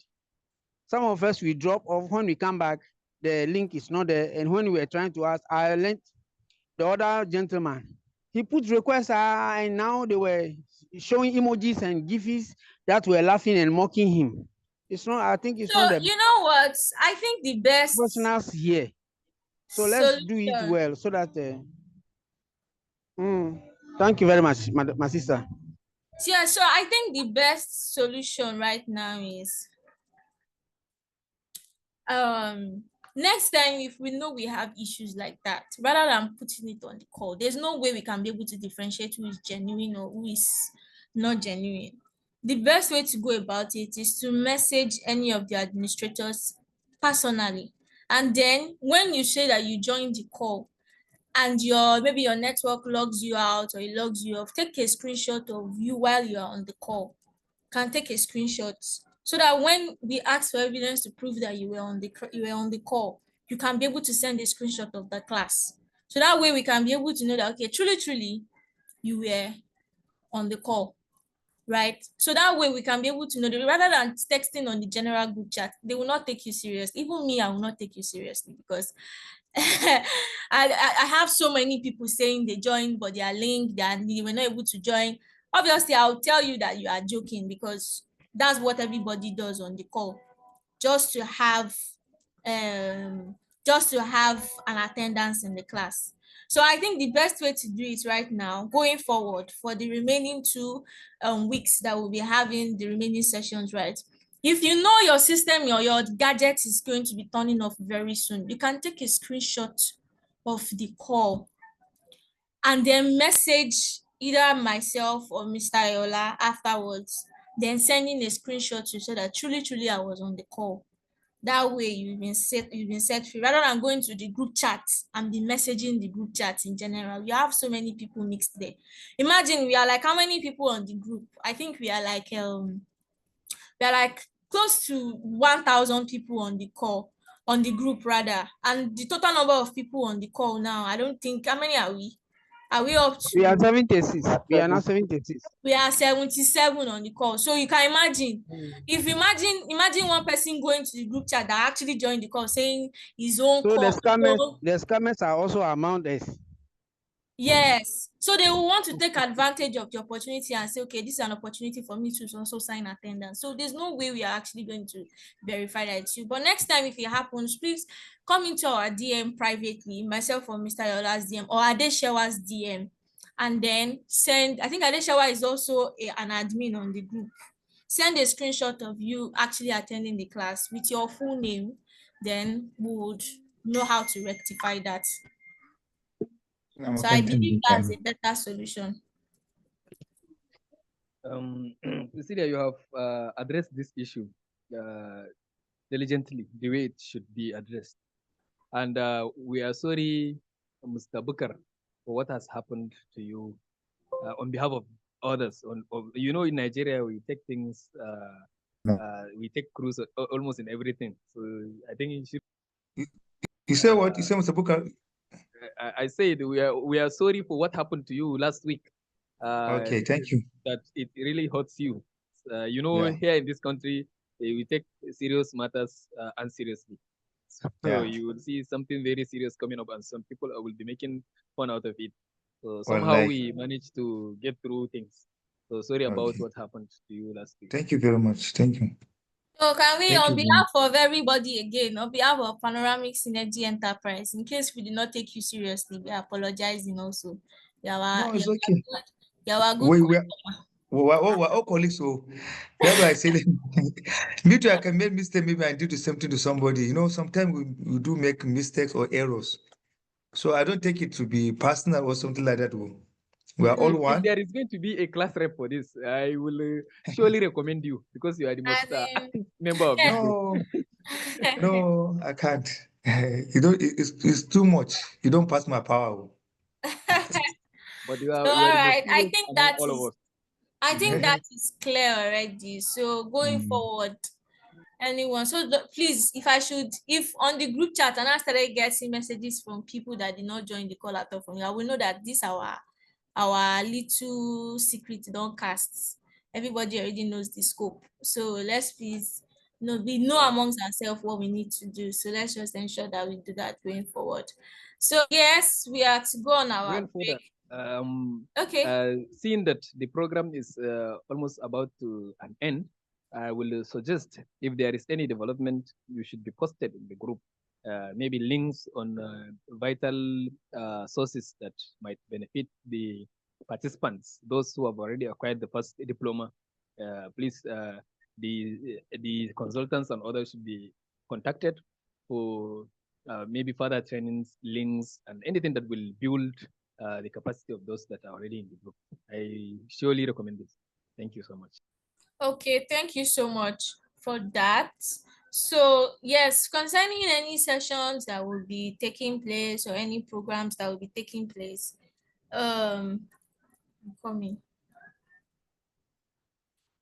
concerning any session that will be taking place or any other activities that are taking place along the line, I'm very sure if we follow the group chat properly, Mr. Ayola usually posts one or two engagement or cyber related trainings or seminar that is going on and is online. Usually put it on the group chat so we can see it and learn.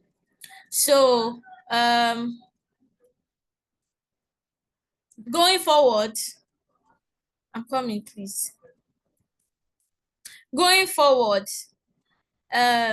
would ensure we continue to post more so you can know. And then for you meeting up with, having connections with the consultant that spoke, I think what we'll do at the end of the session is that at the last stage, or maybe when they are sending the certificates, you would get to each of the consultant that took a training, I think their LinkedIn account will be shared. So in case if you want to reach out to them or contact them, you can reach them out through their LinkedIn account. And if any one of them is okay with dropping their phone contact, then we'll drop their phone contact too, so you can have access to them. But please don't message them and be saying something else. So let's keep it strictly professional. Hello, madam. Yes, please. I would like to also suggest if an online internship can also be sought so that those who are interested, so that we can see the internship environment. Some of us are more interested in the practical work because this course is very serious. You don't get it anywhere free like this.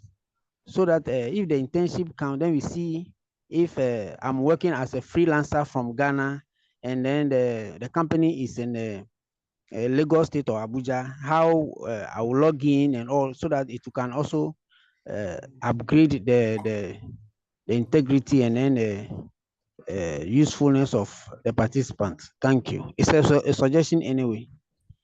All right. So concerning that one, I think during the second week of this session, of this course training, it's either the second week or the third week, Mr. Ola gave the feedback as regarding that. So currently, we are trying to work out something. Where we can unpick like a handful of those of us that have the participants on the call, so you can be an intern in the organization, and if along the line your work or you show the right attitude towards the internship, you'll be brought into the organization fully. So there's something around that we are currently working on. Just pray that God enlarge our cost so that we can be able to accommodate as much as we can, because in fact, it's going to even make more sense because we've gotten to train you guys, the participants on the call. So it just makes more sense to have some of you work with us in our organization. So we are trying to work around that. Thank you. I'm very happy. So please just, if anything like that comes up, thankfully we have everybody's contact details. We just reach out to you, and then yeah, we can kick it off from there. But trust me, it's also in our book.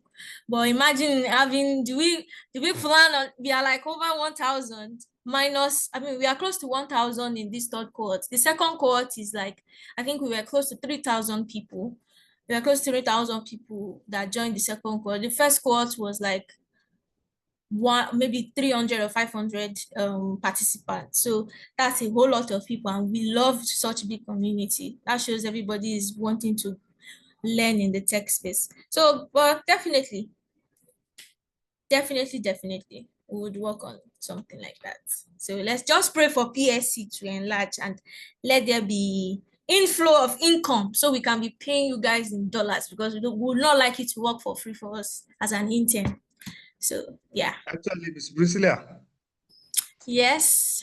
My brother has spoken. That Prince, I don't know his name. Not the last speaker that just spoke. Prince Benjamin. I guess it's maybe from Ghana or from somewhere, but not in Nigeria. But I like the name, Sha, wherever. So actually, the way he mentioned one point that this class, there's no way you can get, this kind of class, to be free and all that thing like that. So I'm also happy. That reminds me when the first time I received an email, I was wondering where does these people even get my email? But at the end, I now say maybe since I'm a member of the NIAC, Nigerian Atomic Energy Commission, maybe cybersecurity group, or maybe you got my email from there. I was a bit scared. No, this is an off point. So actually, when you send a lot of links that you can also invite friends, I was wondering I should not go and invite somebody who will come and disrupt the whole process or do something fishy. So that's why I am now asking, especially our email addresses. Where did you get them and how did you come about them? So that's only conversation that I would like to have with you because I'm always interested Senior and happy officer, to if you part with finish speaking, contact me. Senior officer. Okay, I'll If you contact you, finish huh? speaking, contact me. We need to link up. It's like we are in the same environment. Oh, okay. Thank you, Yes, sir. yes. I will do that, Prince Benjamin. Thank Mr. you. No, Allah. Abdullah, the same thing here, sir. We need to talk, sir. Okay, okay. For the Please me, contact the I host. have The one. host, Auntie Priscilla. Yes. Please control this one, because he mentioned something. That is why I'm also at those are the critical infrastructure areas, so that we can see how we can work together. It's a Nigerian, I'm a Ghanaian. We are all brothers. You know how we do our things. Yeah. Thank you very much, sir. I salute you. I salute. Okay, so for the email, for most of us, I think majority of us do not understand is that someone else is always registering for us. That's why we're always wondering, how did we get it? Because I've had the opportunity for, okay, so I think there was someone closer to me that was wondering how he got invited into the, in fact, person thought it was a scam, that what's my business with cyber, especially in a world where there's a whole lot of drama going on and you are very scared of clicking on links that you're not sure of. So I was like, oh, I registered for you because I know you will not want to register and you'll be scared. Maybe they might not teach you anything. So I registered for you in your stead because I have your email address. So I just put it there.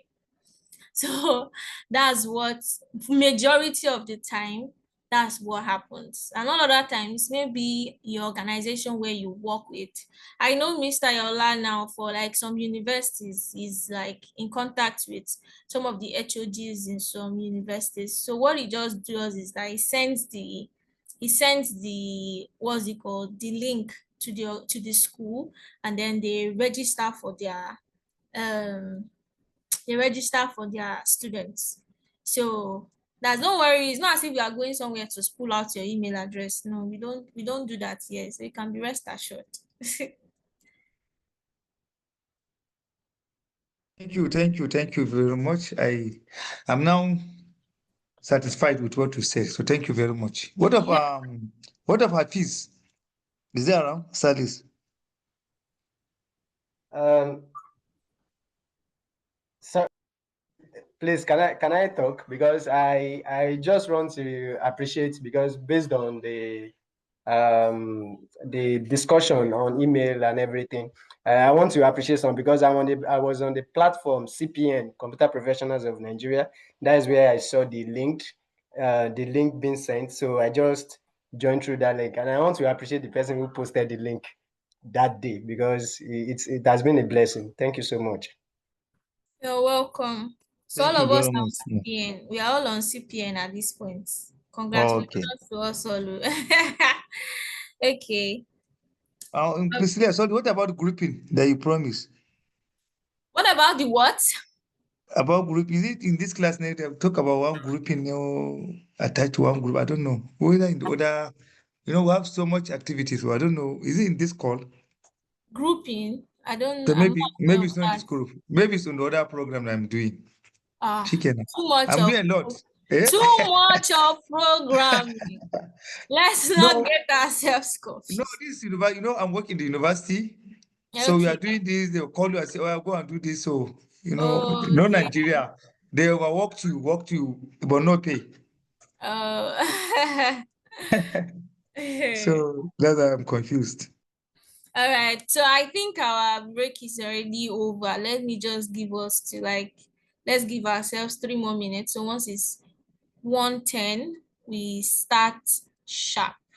So let's get ourselves ready. Let's get our system ready. Let's get our Wi-Fi or MiFi or whatever fi we are using to connect network ready. You said what? Did you just say 110? Yes. Hi, Kenyan. Kenyans, we are following. Hi. So no, I don't mean 110. Sorry, it is 12:10. I wanted to say 12:10. Please, it's not 110, 12:10, 10 minutes after 12. Birthday in Nigeria. Maybe their own is 12:10 1. in Nigeria. In Nigeria. Yeah, in Nigeria, huh? Okay. All right then. Thank you.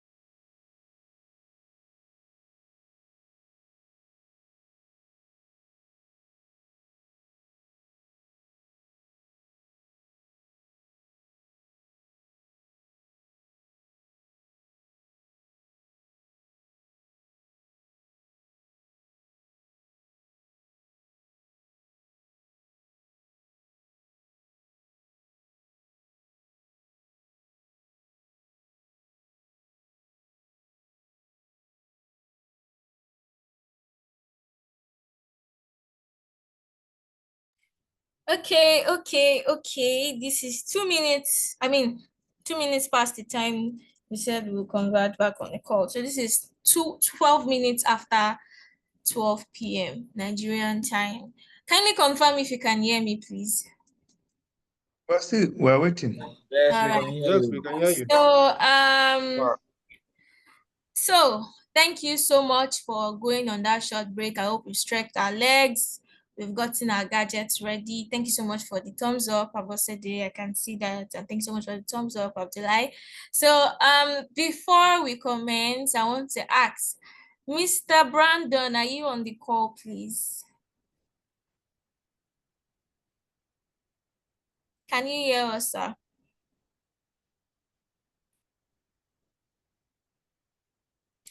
Brandon? Absent. He's not on the call yet. Maybe he's still taking his tea. Just give him 1 minute. Maybe he may come back. Yeah, he's taking his lunch. All right. Hello, sorry, I'm on the call. All right, thank you so much. Thank you so much. All right, so today's for our session today, I think we've met him before. He has taught us before, second week of this training, and for those of us that were on the call, we could testify to the fact that he's a power-packed man. He's a loaded man. So yes, I would reintroduce him again for the sake of those of us that have not met him. So Brandon is a management systems consultant. He's an experienced consultant focused on enhancing security posture, managing risk, and driving operational excellence through compliance, information security and cyber security, PCI DSS compliance, and vulnerability assessment and penetration testing. And his expert credentials are in ISO 27001. He's an auditor and is also an implementer. He's also a lead implementer for PCI DSS and a certified cybersecurity professional. So we are in safe hands today for our practical session. So let's give him the honor. Let's give him the welcome that would always give any of our trainers. So kindly welcome with me on board, Mr. Brandon Ahmad. Sorry. Brandon, over to you, please. Can you guys hear me? Can you guys hear me? Is my mic muted or not? Yeah, we can hear you. Yeah. Very sound and clear. We can hear you. Good afternoon, everyone.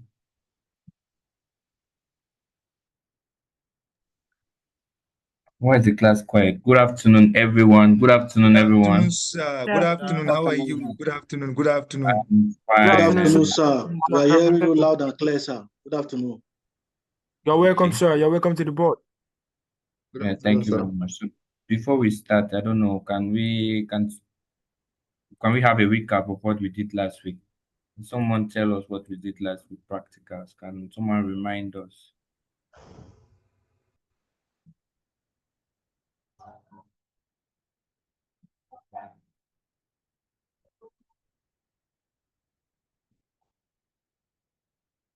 Are we there? Are we there?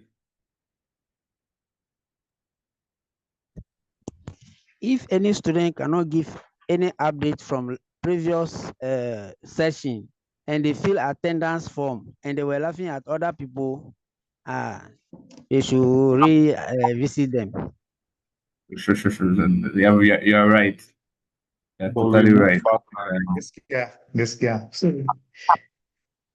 Dorothy, your hand is up. Please unmute yourself and talk. Okay.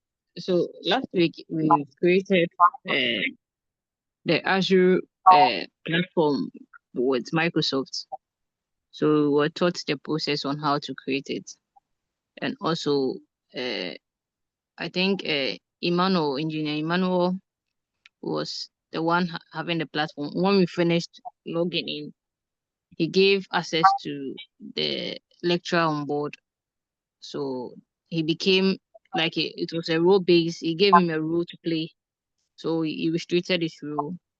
And after all, he created a virtual machine, which he taught us how to create it and the features in the Azure Microsoft. Then after he told us that when the system is still running, it come with a cost. So then after he deleted it so that manual won't be deducted. Then that was what we did for last week. So we did about the creating of it and the little features. Then the Okay. virtual. Sorry. Thank you very much. Sorry, Thank you. Brandon. Sorry to cut you short. Dorothy, please check your message. I sent you a message. Thank All you. right. Sorry. Please, class, just give me like 2 minutes. I'll be back. Just want to do something with. Okay, you're welcome. No other.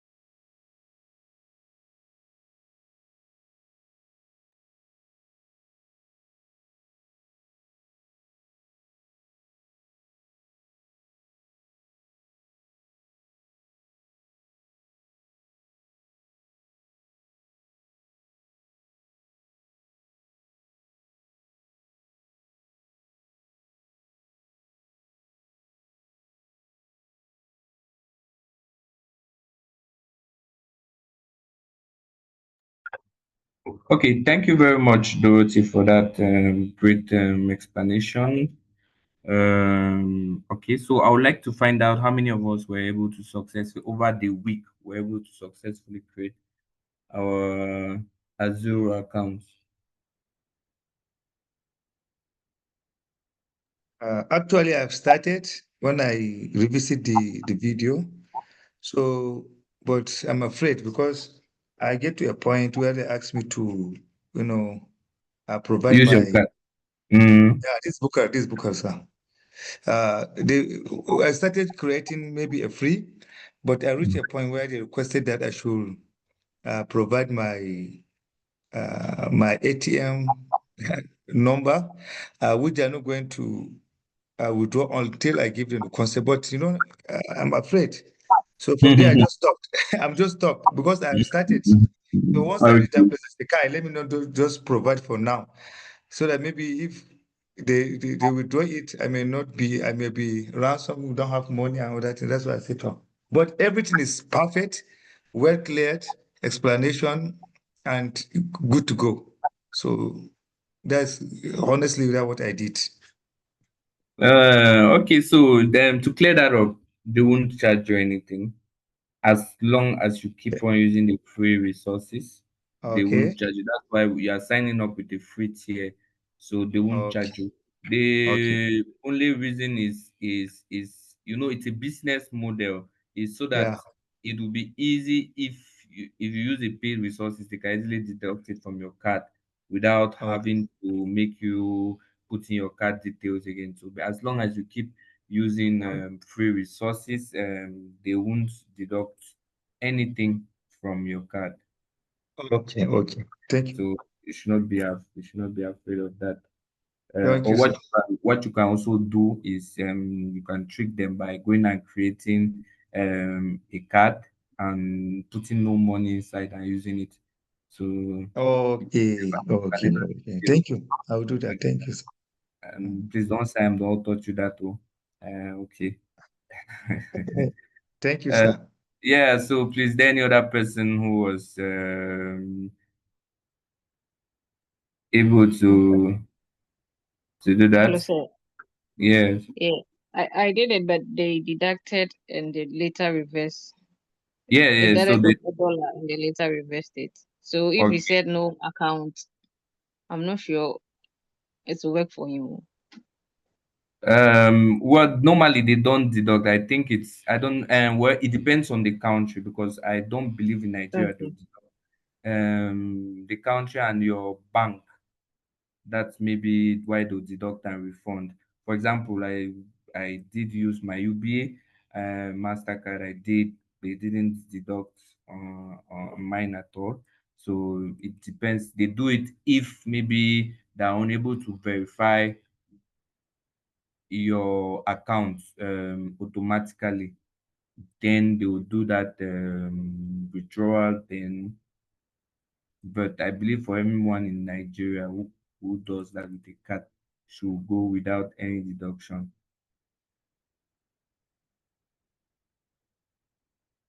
So only two people have spoken so far. How far have you had anybody who was able to create an account? Yes, I created my account with that.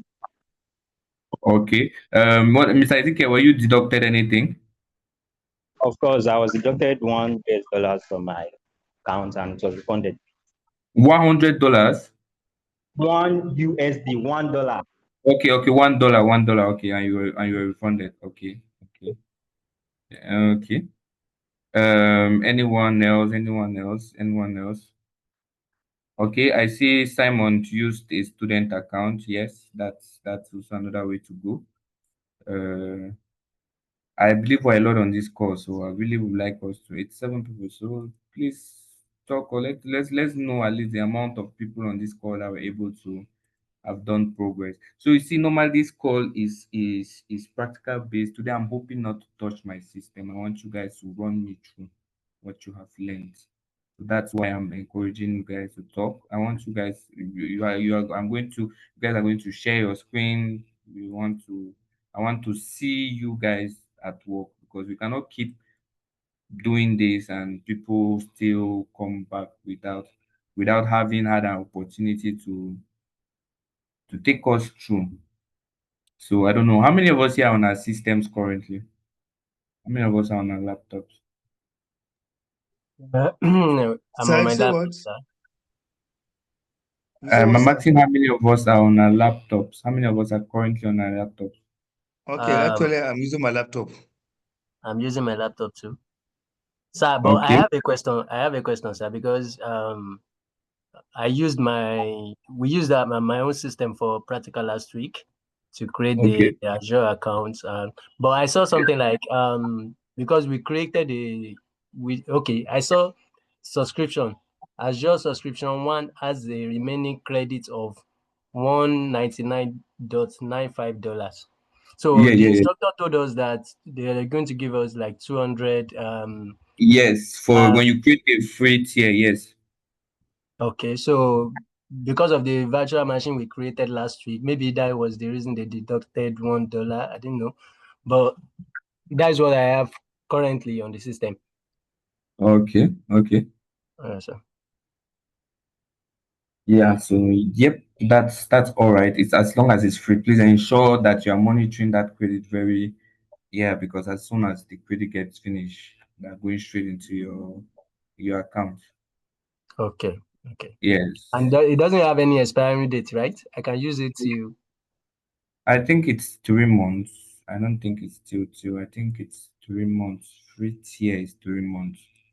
6 months. Okay, Yeah, okay, six something like that. So the one I usually like prefer mostly when I want to, if you are trying to do a free, like you want a free something, then I would say you should go for AWS.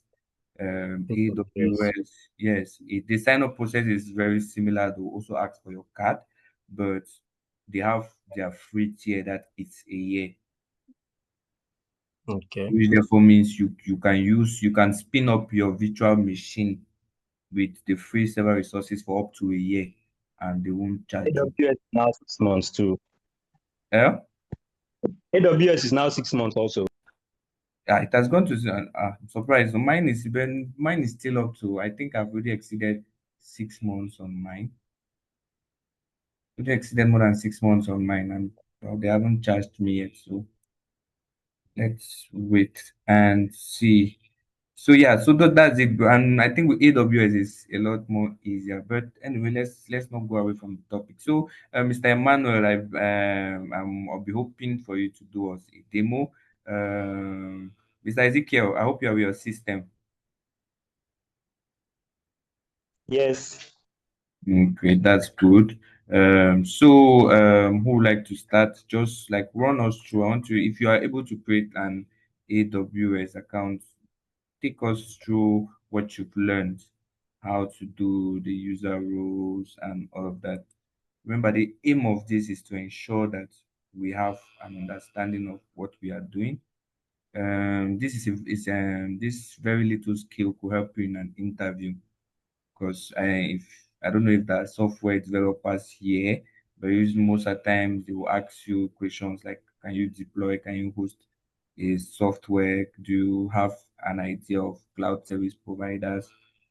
So if you're able to show them how to, they're able to create roles, you're able to spin up a virtual server and all of that, it goes at least well to speaking about your maturity and willingness, in as much as you learn others on the job. At least coming with that basic knowledge is fundamental. Okay. So yeah, so I want us to, I think, Mr. Ezekiel, let's start with you. If you were able to create an account, let's start with you.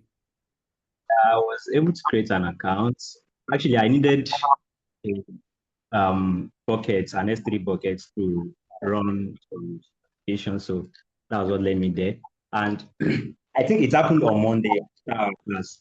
So the sign-up process was easier, even more easier than Microsoft. And after that, I gave them my card, it was charged, the refund was sent. And after some minutes, the account was activated and I was able to create the bucket and move on. Okay, that's for AWS, right? Yeah.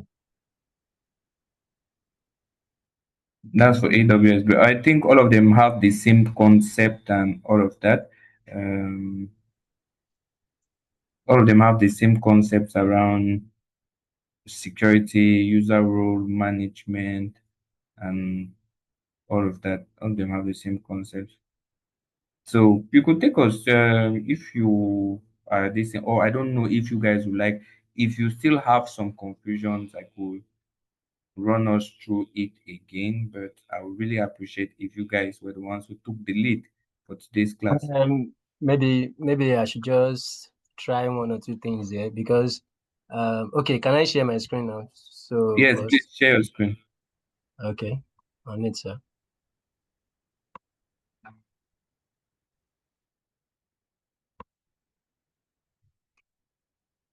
Can you see my screen now, sir? Is my screen up? Yes, you are up. We can see you. Yes, I can see your screen. So the instructor asked us to search for subscription last week to see what is it called? To see our subscription, which it was under here, and we checked. We can see subscription name Azure subscription 1, then the cost. So when we click on this subscription 1 now, it's going to open. These are the things we did last week because it created a virtual machine. You can see CyberG VM, then CyberG IP and so on, the disk and others.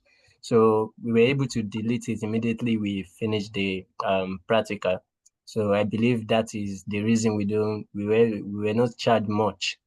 So and last week also he asked me to create to give him access, which we did that under access control here. So if we click on that access control now, we click on that access control. Sorry about that. It's loading. So last week when we click on view my access,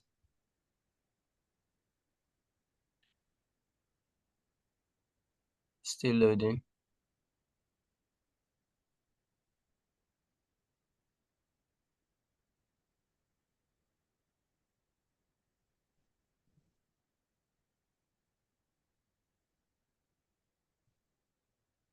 I believe there is network issue. Oh. Okay, but last week I click on, it said I should click on this add button and add a role. I will click on add a role assignment.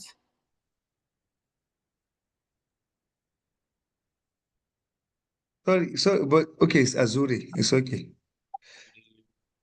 Okay.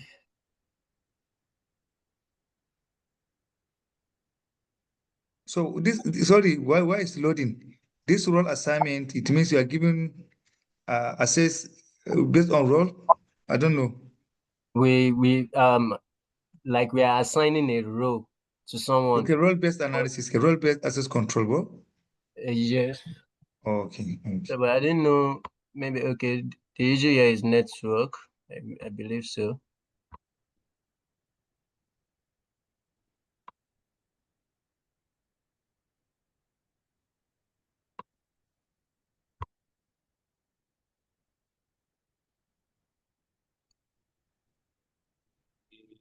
So maybe others also can practicalize it. Maybe we can have, okay, it's up. Believe you up, is up. So it's still loading here. Okay. So he said we should click on privilege. Please, my colleagues, if I'm making mistake, we were all online last week. So if I'm making mistake, please kindly notify, please. So we clicked on privilege administrator, something like that.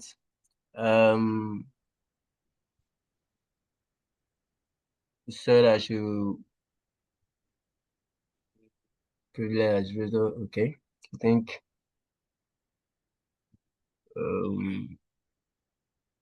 please, you can guide me in case. Grant full access does not allow you to assign a role to Azure. Okay, so want to assign, what is it called? So I'm clicking on user group or no.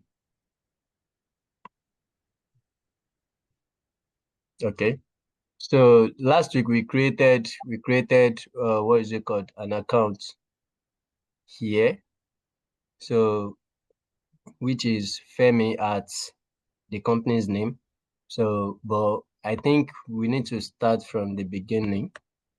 So I'm looking for where to. Please, my colleagues, you can assist too, please. So where we created a new, where I created Femi at, I don't know, but I believe it's under here. No, sorry. If, for example, if the Mr. Brandon, maybe the person that will take it maybe can contribute if you are if you are stuck because I keep him quiet. If Mr. Brandon is around, the opportunities for you guys to yes, it might not only be, but I believe all of people on the class. I believe you can exactly. guide him if he yes can help him out. That's the reason I'm keeping quiet. I didn't want to choose this Femi we created. I wanted to create new name. So we should create new password. Go back to If you don't create, you can't select. So unless you create the member before you come to select. Kindly remind me where we created the, what's it called? Entra, okay. Thank you for that. Okay, Microsoft Entra, right? Yes, that's okay. Thank you for that. God bless you. Okay, yeah. So we click on add new user, create new user.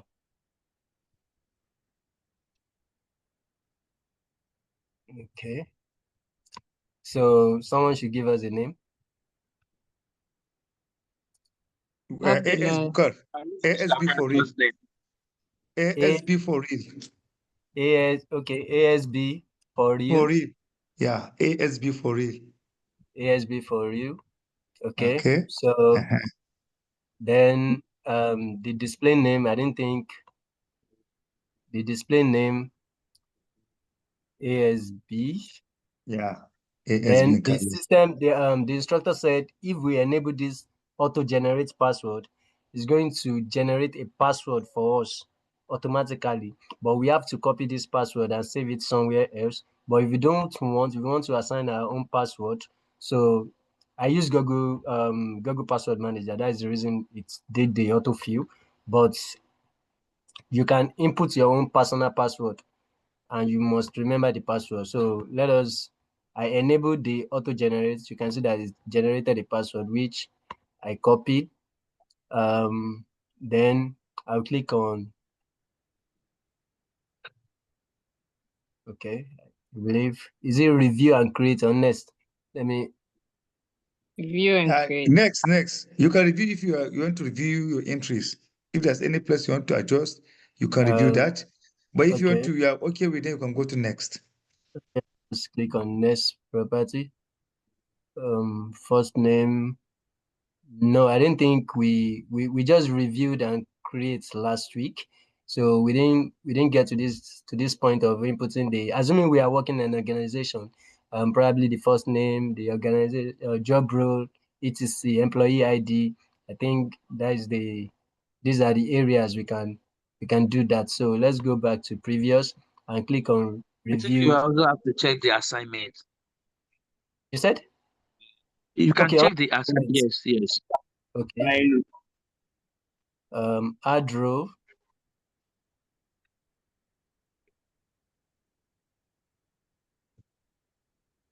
So what row should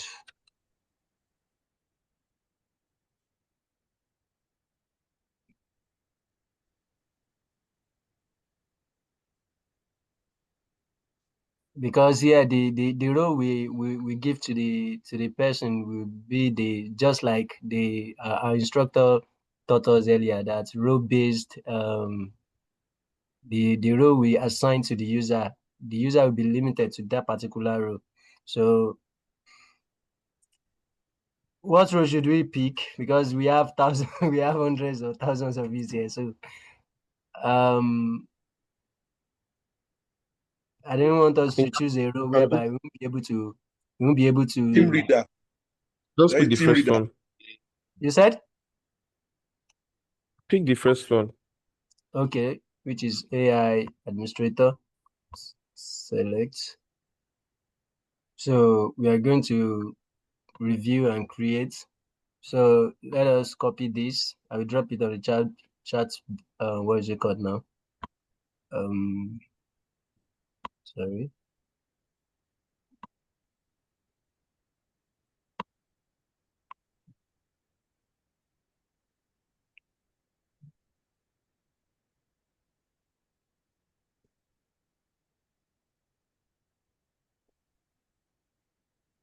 I've dropped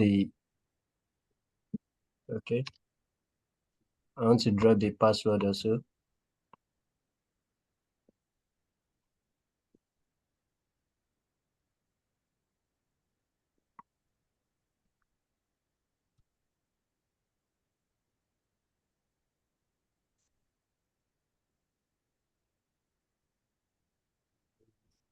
So we click on create. So after this, since we've created the user now, so we are going to go back to our subscription. That is I didn't know that is the part I always remember where I can choose the role base, what is it called? So if there's any shortcut to that, so I click on access control. I am.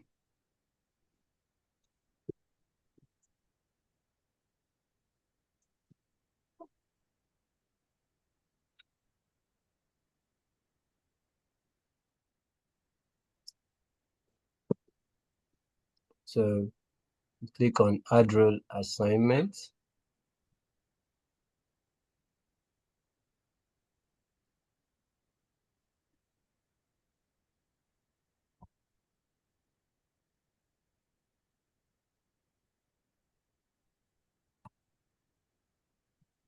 So privilege administrator role. Okay. Last week I added him as a contributor. That's where we have the what is it called, the role assignment, because he said I should add him as a contributor. So when we click on this contributor, we are now going to click on next. So this is where we now select this is where we select the member. So we can see automatically we have the ASB for real. So we are clicking on that and we click on select. So I think that is all. We now click on review and assign. So, okay, review and assign.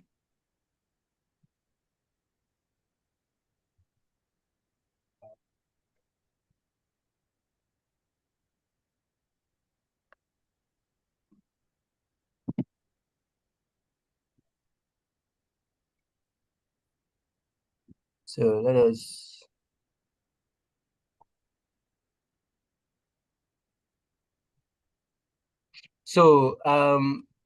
maybe someone else should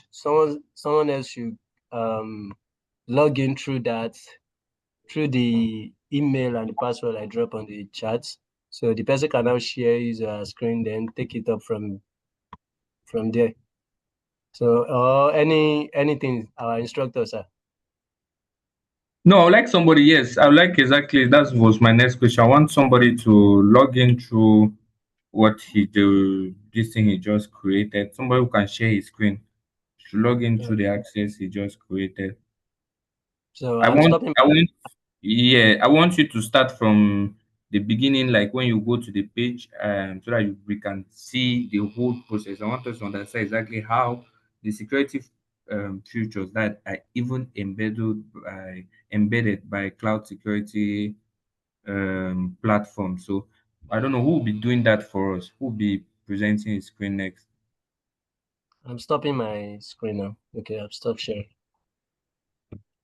Hello guys, who will be presenting his screen next?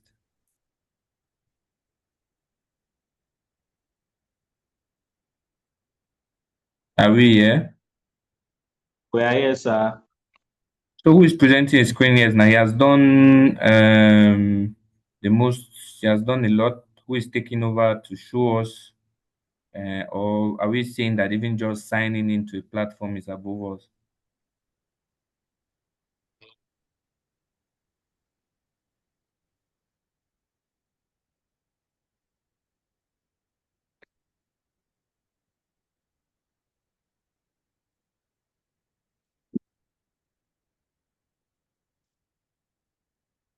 Hello, hello, hello, hello, hello, hello, hello.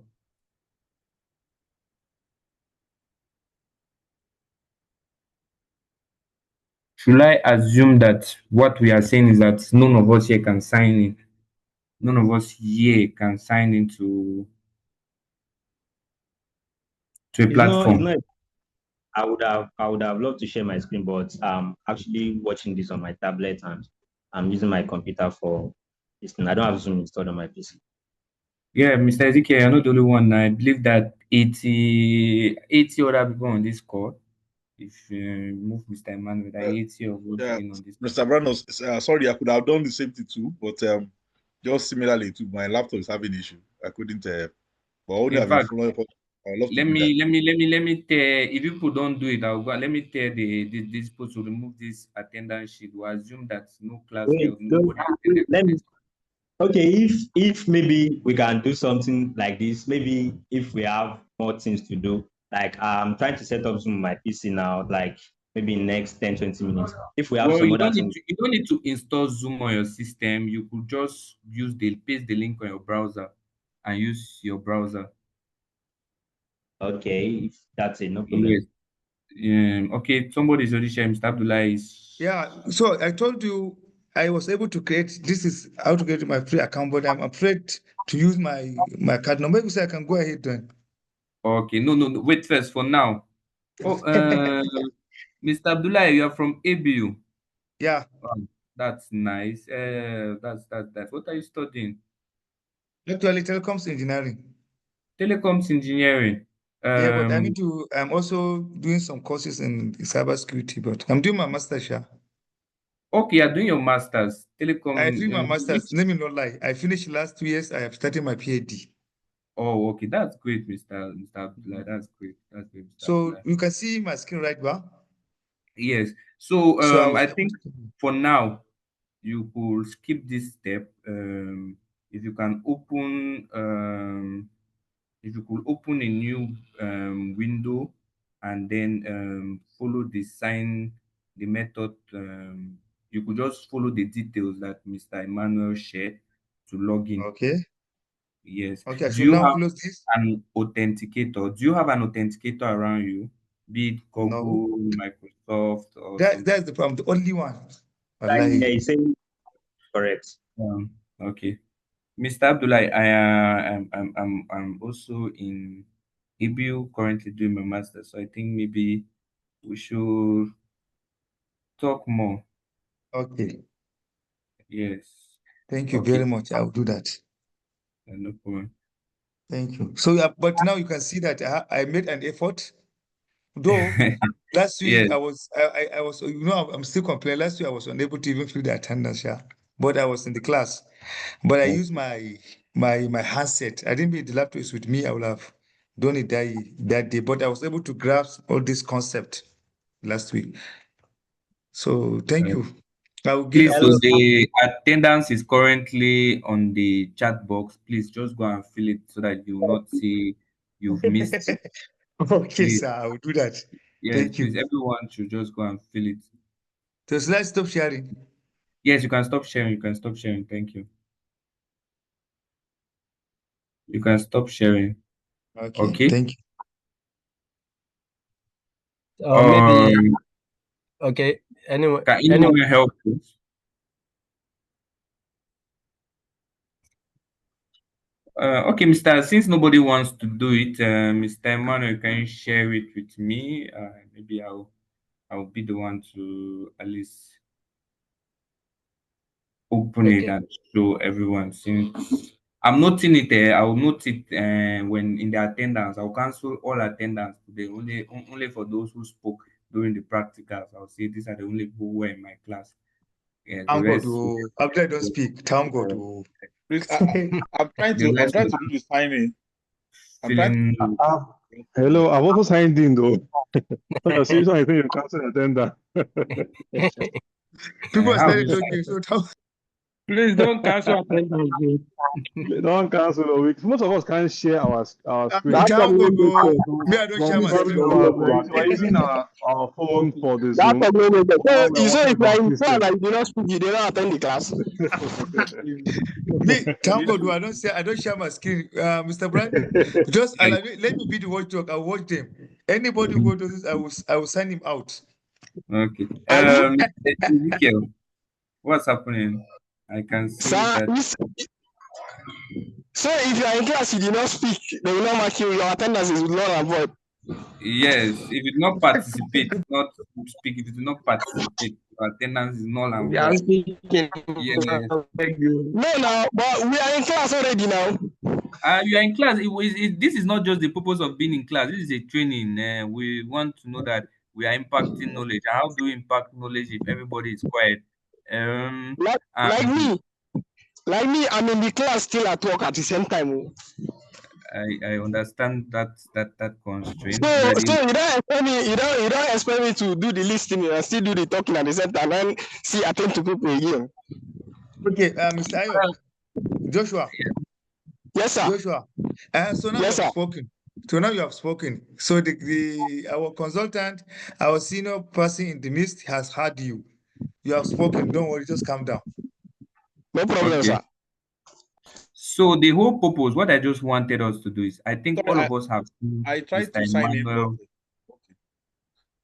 but it's Okay. saying wrong password. Yeah. Mr. Emmanuel, please post that password again. Please post that password again. Okay. Post it on the chat. Is there a way to check the password? Well, you can't once you have created it. The password is Zazu493388. Capital letter X AX U4 93388. The first I hope you can see it. I hope you can see it. It's in the chat.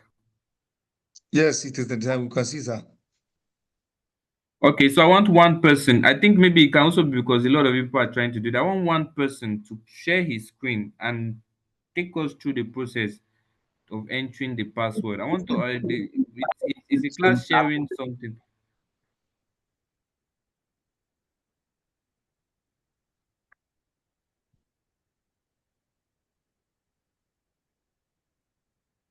Hello, sir. Yes, I can see your screen, Mr. Ezekiel. I pasted the password. It's the same thing. Look, this is the password now. Yeah, I tried the latest one posted here to see the same thing. It's the same. It's ABS still Gorilla. But that was the password we copied. Or is there an error? Maybe we should. Can I reshare the screen and Check retry the again? email address again. Check the email address. It's two Yeah, dots. or maybe you reset the password. Tell reset, yes. I think so. This is the email address. Yes, we can see that it's wrong. I think the email address is correct. I think you just copied it, right? If you copied it, Yes, then there's no really extra no character. way.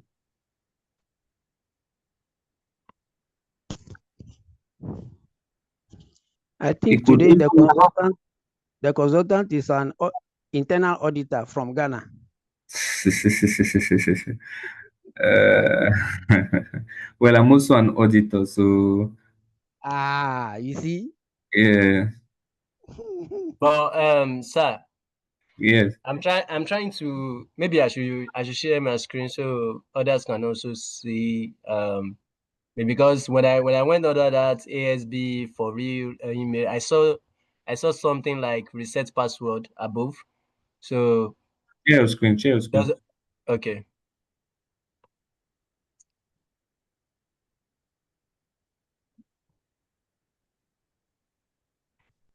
Is my screen up now? It's coming up. Yes, I can see your screen. I can see your screen. Okay, so it's there. Let me just go back a little bit so that others also will be able to. So you remember how we got here now? So I now clicked on role assignments. So that is where I saw the roles we've assigned to people. So this is the one we created. So I will click on it now. So this is where I was saying I saw reset password here. Should I click on it? Yes, click on it. Okay.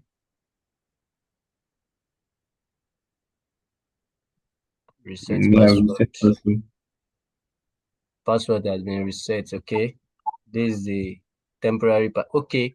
I think the instructor said immediately the password is being generated. Is going to, I think the person trying to sign in must change the password immediately.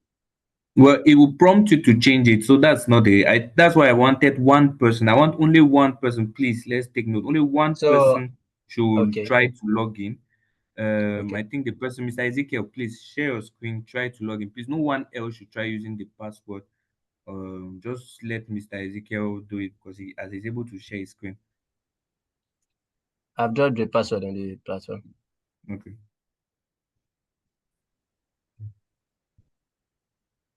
Okay. So in now he's asking me to change the password again. Okay, so now you have to put the previous password Is this 0149? Yes. Okay, so what new password should we use? Choose any password of your choice. You are free. Take it like it's your account. You normally passwords are not supposed to be shared. So you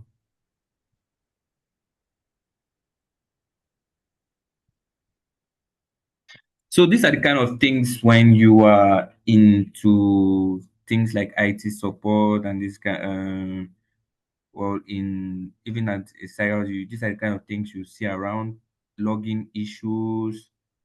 Um so you have not followed the rules for so that's why I get to you see things around these login issues, people forget their passwords and you always have to be able to you need to know how to troubleshoot. First rule of in tech is knowing how to troubleshoot. If you can't troubleshoot, if you can't find your way to troubleshoot, then you really are in problem. Mr. Mike, you want to say something, please? Go on.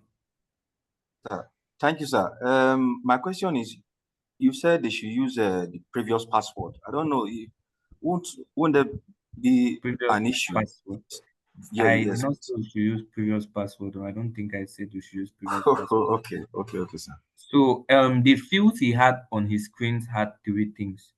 He had the current password and then to change the password. So that's why I was telling him that okay, you have to first put back the password that was given to you before now you can change a new password. I hope you have understood this now. Oh, okay. So, but what's the best practice when it Okay, comes to using previous password and trying to use? Because I've so tried several. Sometimes it will say no, that you cannot use the password you've used before. The system yes, will it's configurations. Okay, so let me explain to you how it works in organization. In organizations okay. that are security conscious, what happens now is that they have a lot of password configurations that you have to do. For example, the minimum number of characters, um, that's the password length and the password complexity, whether you should put special characters, all of that. They also have now how long a password should last. That's the first one, how long a password should last. So most organizations used to go for 3 months, some 6 months. That used to be the best practice. So before 2024, that used to be the best practice to change your password every 3 months. And you need to change Okay. your password. So it's automated inside the system already. After 3 months, they'll ask you. And the next other thing they'll put also is that you can't reuse your last past four passwords. That's what some Exactly. clients use. You Exactly. can't reuse your last past four passwords. Okay. Because Yes, I've experienced that before. That's why I'm asking the question. yes, it is to prevent number one, those your last four passwords might have been compromised. Compromise. Okay. Yeah, so why should you reuse it? Just in case they have been compromised or they push you to create a new one and all of that. But now I want someone while Mr. Ezekiel is doing this to go now Thank you and so much, sir. yes, to go and Google the password best practices. Because like I told you, it has changed. It used to be, but now NIST published, I think towards the end of the year, that maybe December, they published some new password guidelines, some new best practices. Because with cybersecurity, you need to always know what is on hand. So one person on the call should just go and Google the latest password um, best practices and come and share with us.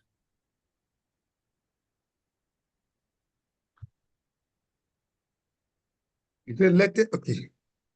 Yes, latest password best practices.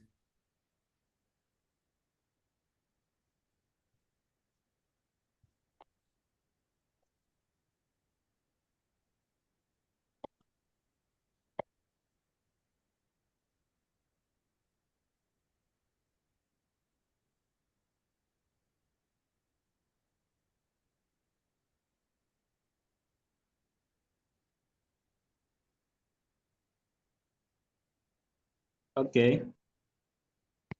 Okay.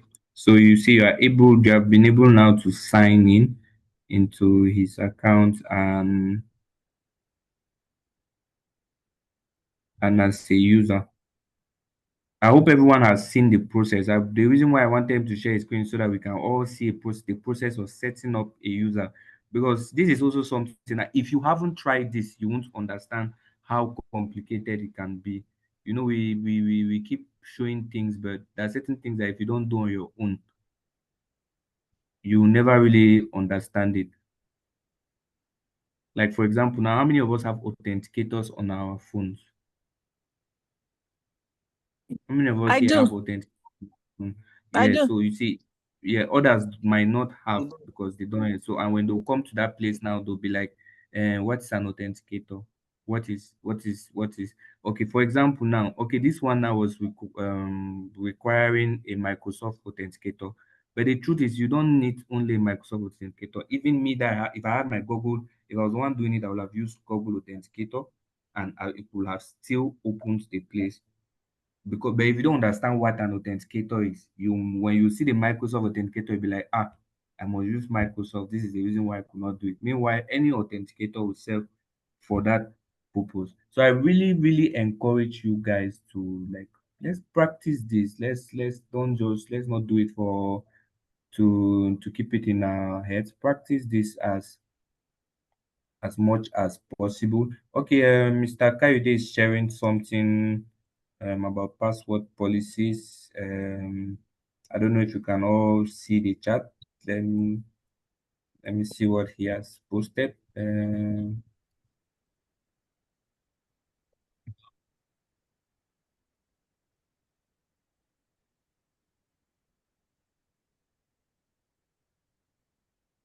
Okay, can all of us see? Can all of us see it? Yes.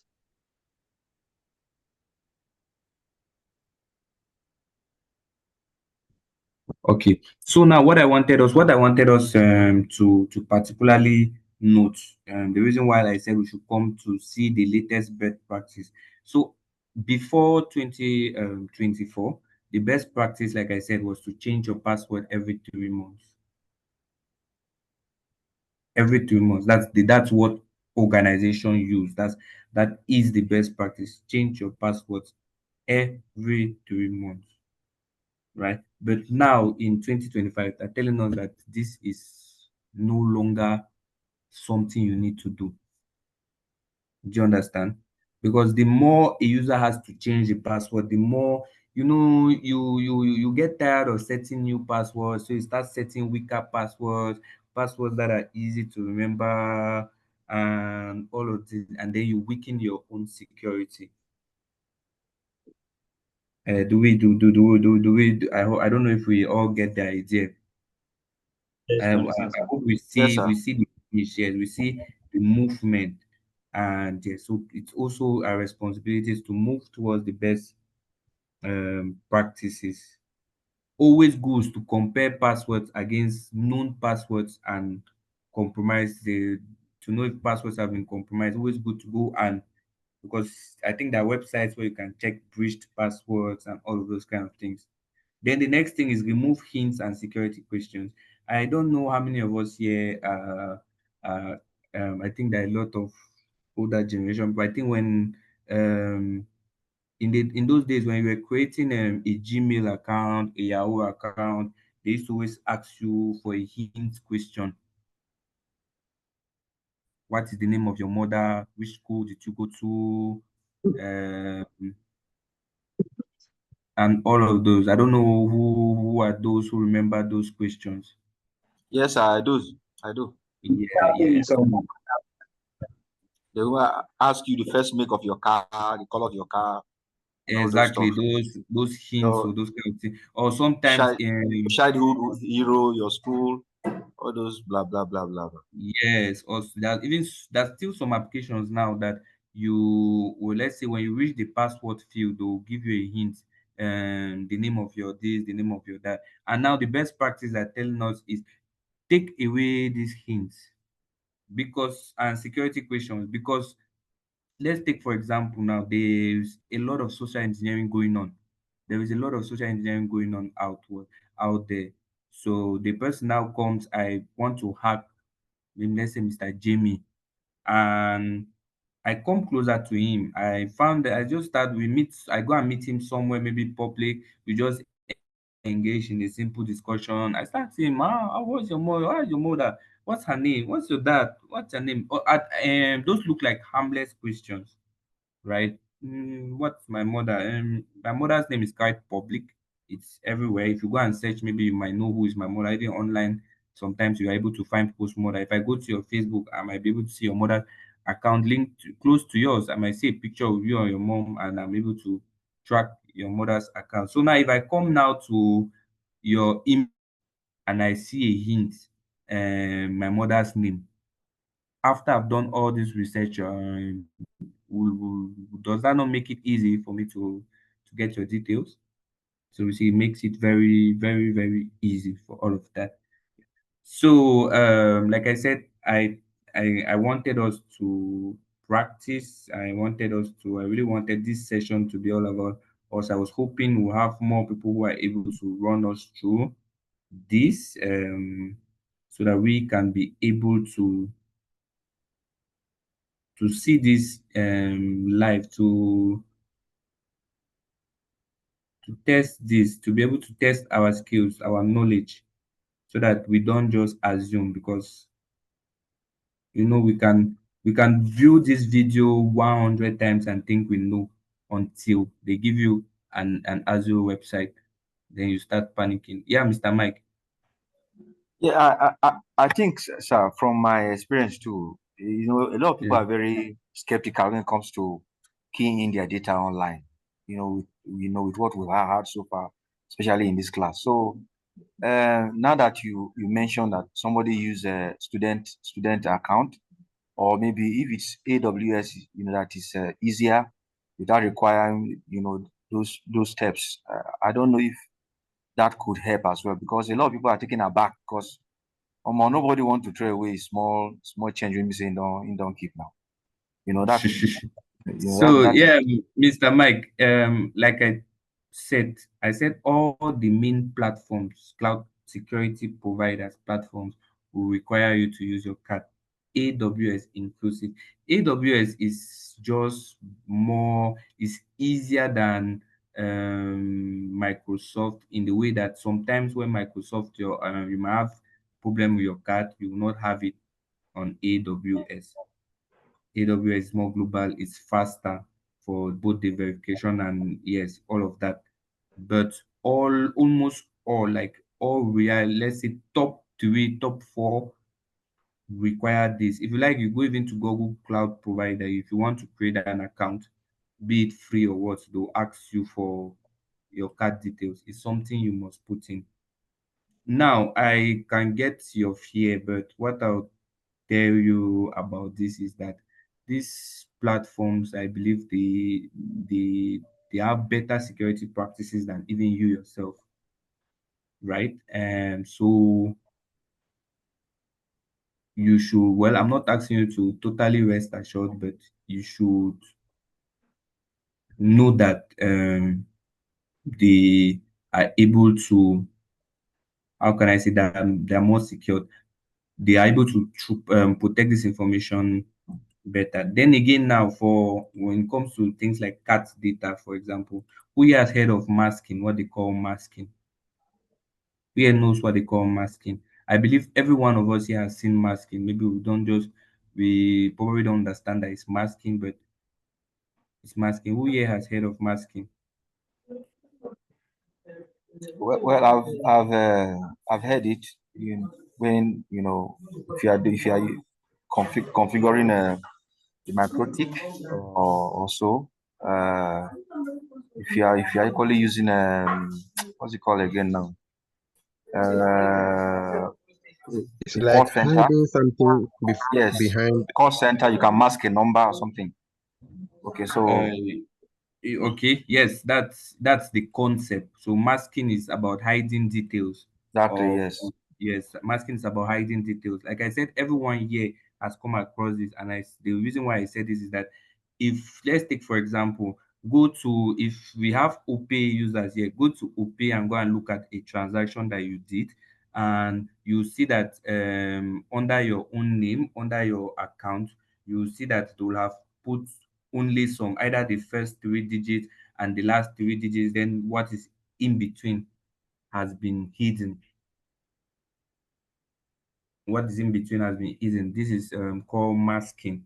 And this is what happens in a lot of in the cat environment when it comes to paying cats and all of that. Organizations are required to not store your card details fully like that. Like you should read all the 16 numbers or 15.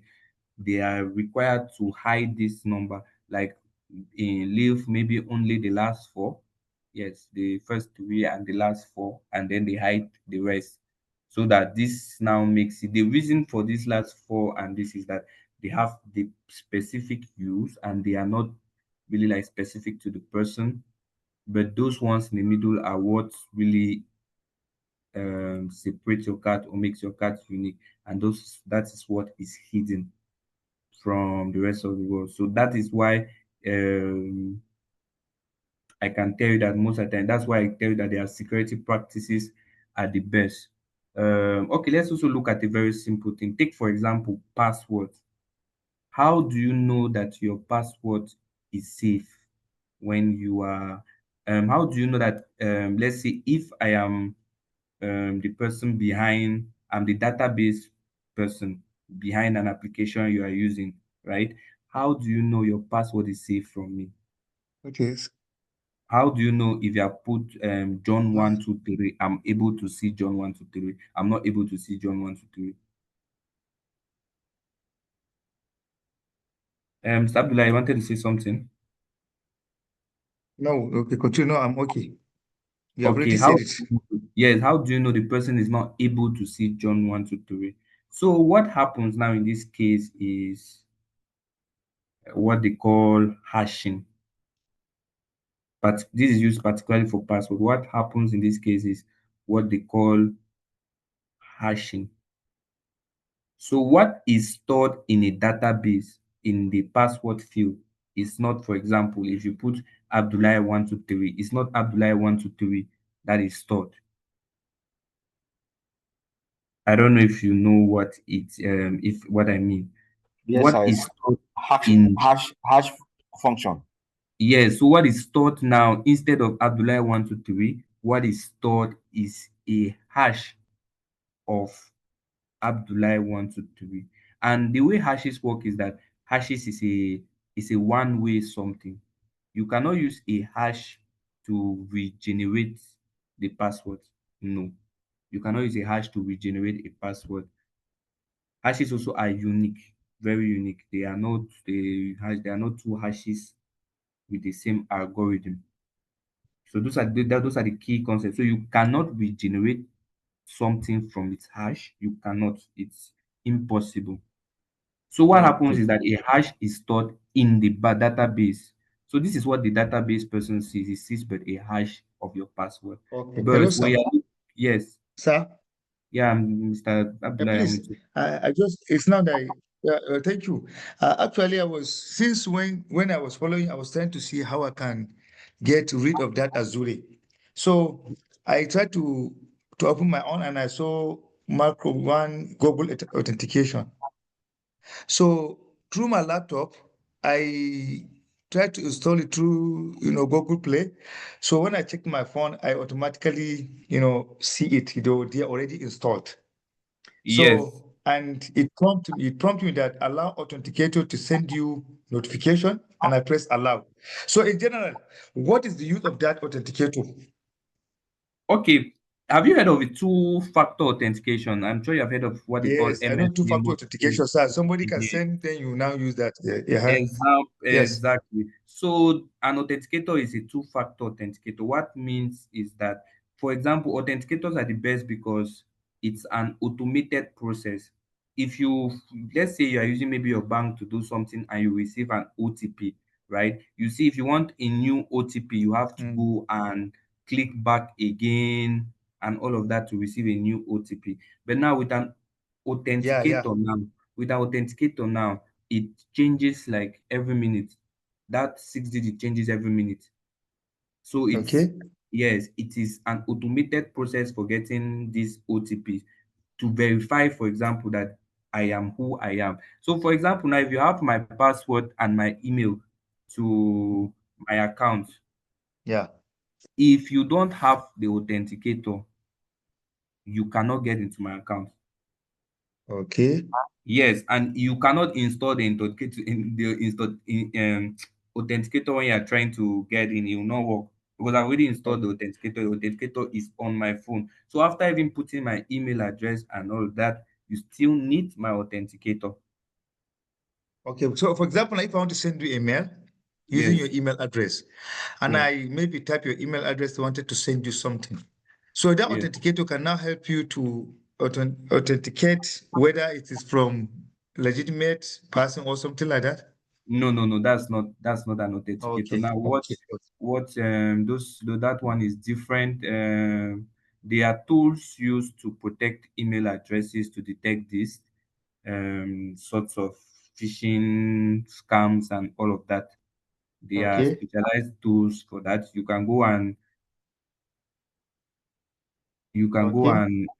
Do this thing. You can Okay. go and look at, how do they call it? Mimecast. I'll write it out in um So, but this authenticator Mimecast. has no charges, well, it's free of No, charge. no, no. Authenticator has no charge. Authenticator has no Oh, charge. It's totally free of okay. charge. So I should leave it on my phone so that it will be authenticating all these OTPs and all that things sent to me and all that thing like that. Yes. Mr. Cyrus, I will tell you again, a hash, you cannot, if I give you this thing and a hash, you cannot get it. But there is a way to confirm that this is this. You cannot use a hash. Like I told you, you cannot use a hash to get back the original password. It is, let's not say almost impossible, particularly using the algorithms. It is almost, I will not say impossible, because we know technology is advancing, AI is going further and further. It is almost impossible to get back. But there is a way. Like I told you, if your password is hashed in the database, how does it verify that you are the one? No one asked that question. And I was expecting maybe someone to ask that. What happens now is that in the front end, because in the front end you don't put a hash of your password, you put the password, right? So what happens now is that as you put in the password and the front end accepts, the front end hashes it. Then now it compares the hash in the database. That is what it compares. It compares the hash in the database. When it gets to the database, it compares the hash in the database. Both of them must be equal, both of them must be similar before now it validates that, okay, then you are really the one. So that's why I wanted to come back to you, Mr. Cyrus. So the only way it works is this. The person, those, there are tools. For example, if you have ever been in wireless hacking, on that, what the attacker does is he sits on your network and he's monitoring you and people trying to log into your Wi-Fi network. And then he's able to, using a dump, he's able to get the password dumps from people trying to log in. These password dumps are hashed. So obviously he doesn't have the password. But now there are tools, there are all these tools, they have a long library of words.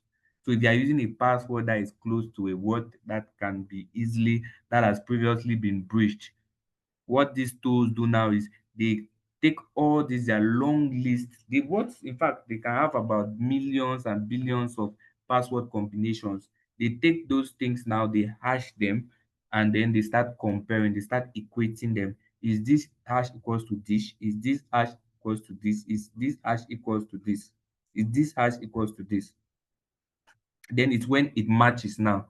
Then now they're okay, so this one gave this hash, then this must be your password. That's how actually cracking somebody's wireless, actually, that's the whole concept behind it. That's how they do it. I think we have taken a lot of time. Any other questions? Anybody who has a question? Mr. Dell, you're asking for attendance. You just came in, you're asking for attendance. Yeah, wonderful. Any questions? Sir, hello, sir. Yes, I'm with you. Yeah, you mentioned Mine is not a question. mentioned something. It's more or less a contribution. Please, somebody should, I don't know, someone has a lot of background noise. One at a time, please. I said mine is not a question. Mine is not a question. It's a further contribution about the authenticator. Because Okay. from what Mr. Bukar said, I think I deduced the fact that is equating it to the fact that if you authenticate the password to your email address, and I guess he's trying to equate to the fact that if he sends you an email, you won't be able to receive it without the authenticator. That's if I'm correct with what he said. Actually, it does not No, work it that doesn't way. work that way. The authenticator is more or less like a stamp. An authenticator is like a standby password, a standby password generator that, okay, once you log in, you want to log in either to your social media app or any account that you've authenticated, though, once you want to log in, the authenticator itself will now generate another password that is timed. It has a time phrase. It will generate it for you. So after inputting your password, the site you want to log into will now refer you that you need to put in the authenticator password. Even if the password that the authenticator generated, if you don't input it before it elapses, you have to wait again and input it again. So like Google Authenticator, I think Google Authenticator is about 10 to 15 seconds. If you can't put it within that 10 to 15 seconds, you have to wait for the next password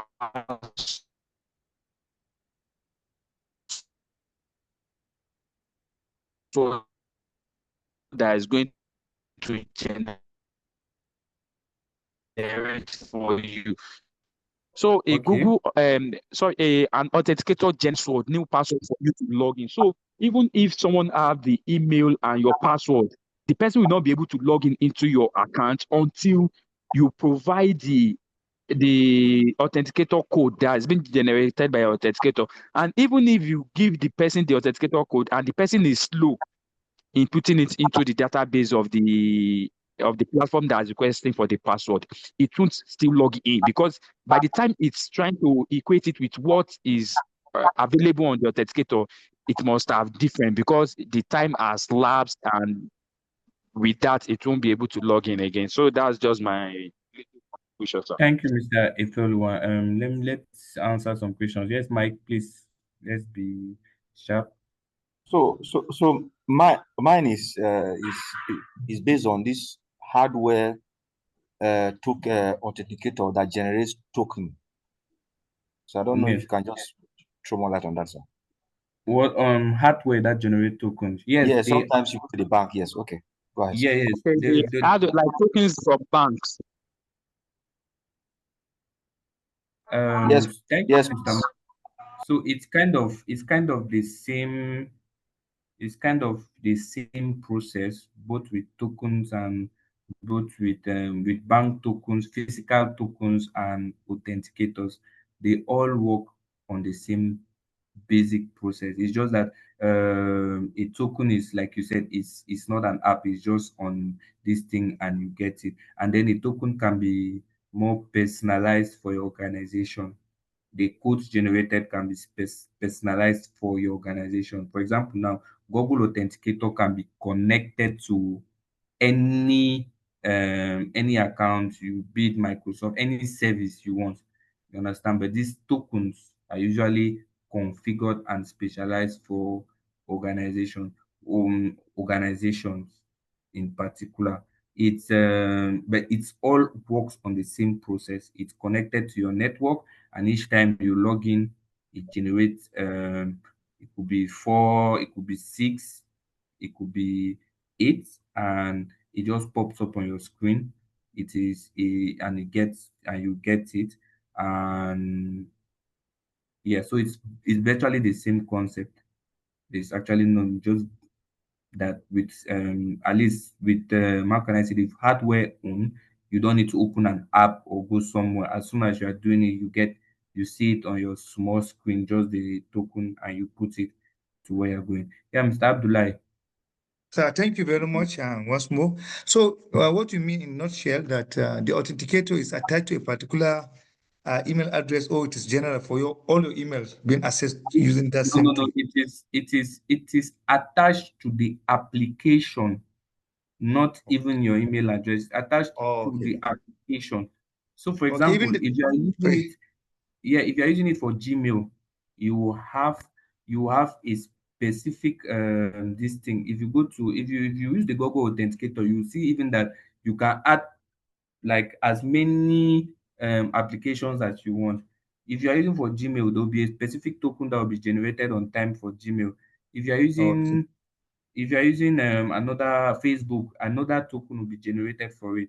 If you are using okay, another this thing, another token will be, you will see all of them on the, if you have put all okay, of them okay, on the Google token, you see on the okay, Google, you see all the okay. different So, ones.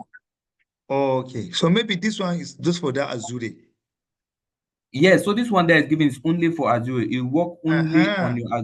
your Azure account. I don't know if you're Okay, getting it. Work only on your okay. Azure account. Account. Thank you very much. I now Yes. understand. So if I'm trying to log in, it will now send me the token so that to authenticate myself. Yes, to verify that you Okay, are actually the one. Yes, that's why it's coming to okay, you. Yes, me, okay. I have a Google Authenticator and I'm having my own post being received. But if I put it in your own, it will not work. Mm. Okay, okay. Thank you, sir. Yes, it will not work because it's not Okay. for me. It's for you. Yes. Thank you very much, sir. Thank you. So I'll take one more question and I think we'll call that a day. Any questions? Anyone with a question? Hello, sir. Yes, Mr. Mike. Yeah, yes, sir. That you mentioned something and you said the person should not go and use it somewhere, something like that. That you can actually create an online account, card account, to like trick them. Don't know if you can just throw more light on that, probably just within us. For educational purposes, I get no, but I'm not trained Yes, more sir. like I'm not trained more like that. You can, if you want to, you can on your own go and find out about that. Remember, we are trying to be as ethical as possible. I've just mentioned it, but at least I've given you a hint. If you could find out more about it yourself and make use of it, that would be great. Okay, sir. Yes. Okay. Well, since I've not really had a lady talk, so I'll give Mrs. Sir? Blessing And the the last opportunity. one, please, regard, I talked to your colleague about my attendance last week. Oh, no problem. You don't have a problem. If it's only last week you missed, then you don't have a problem. Start like Yeah, I that's think it. I've least the first week I did last week, 2 weeks ago.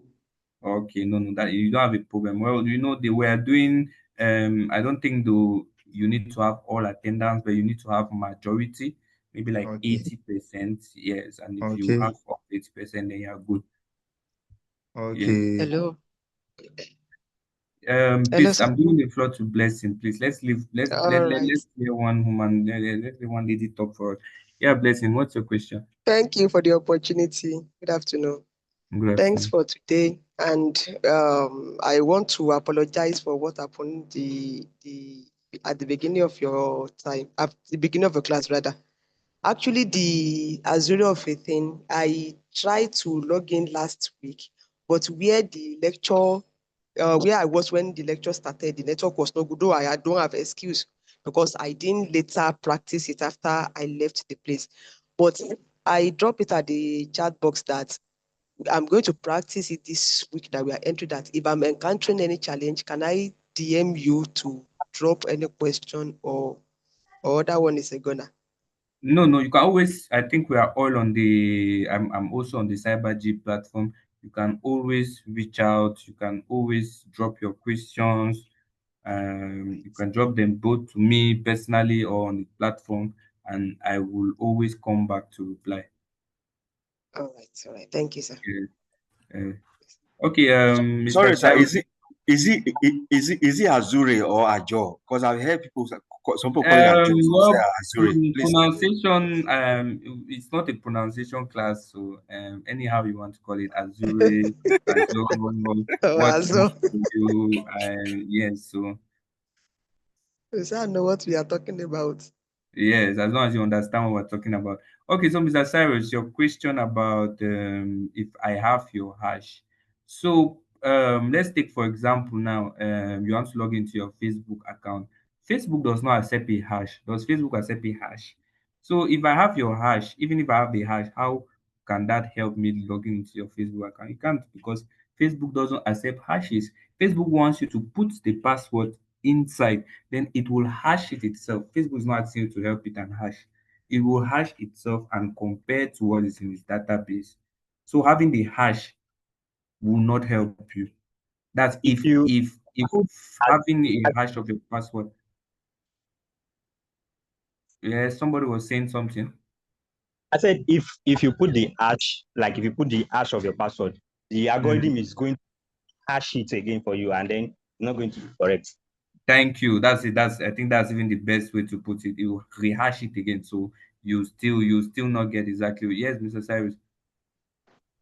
Good afternoon. Good afternoon.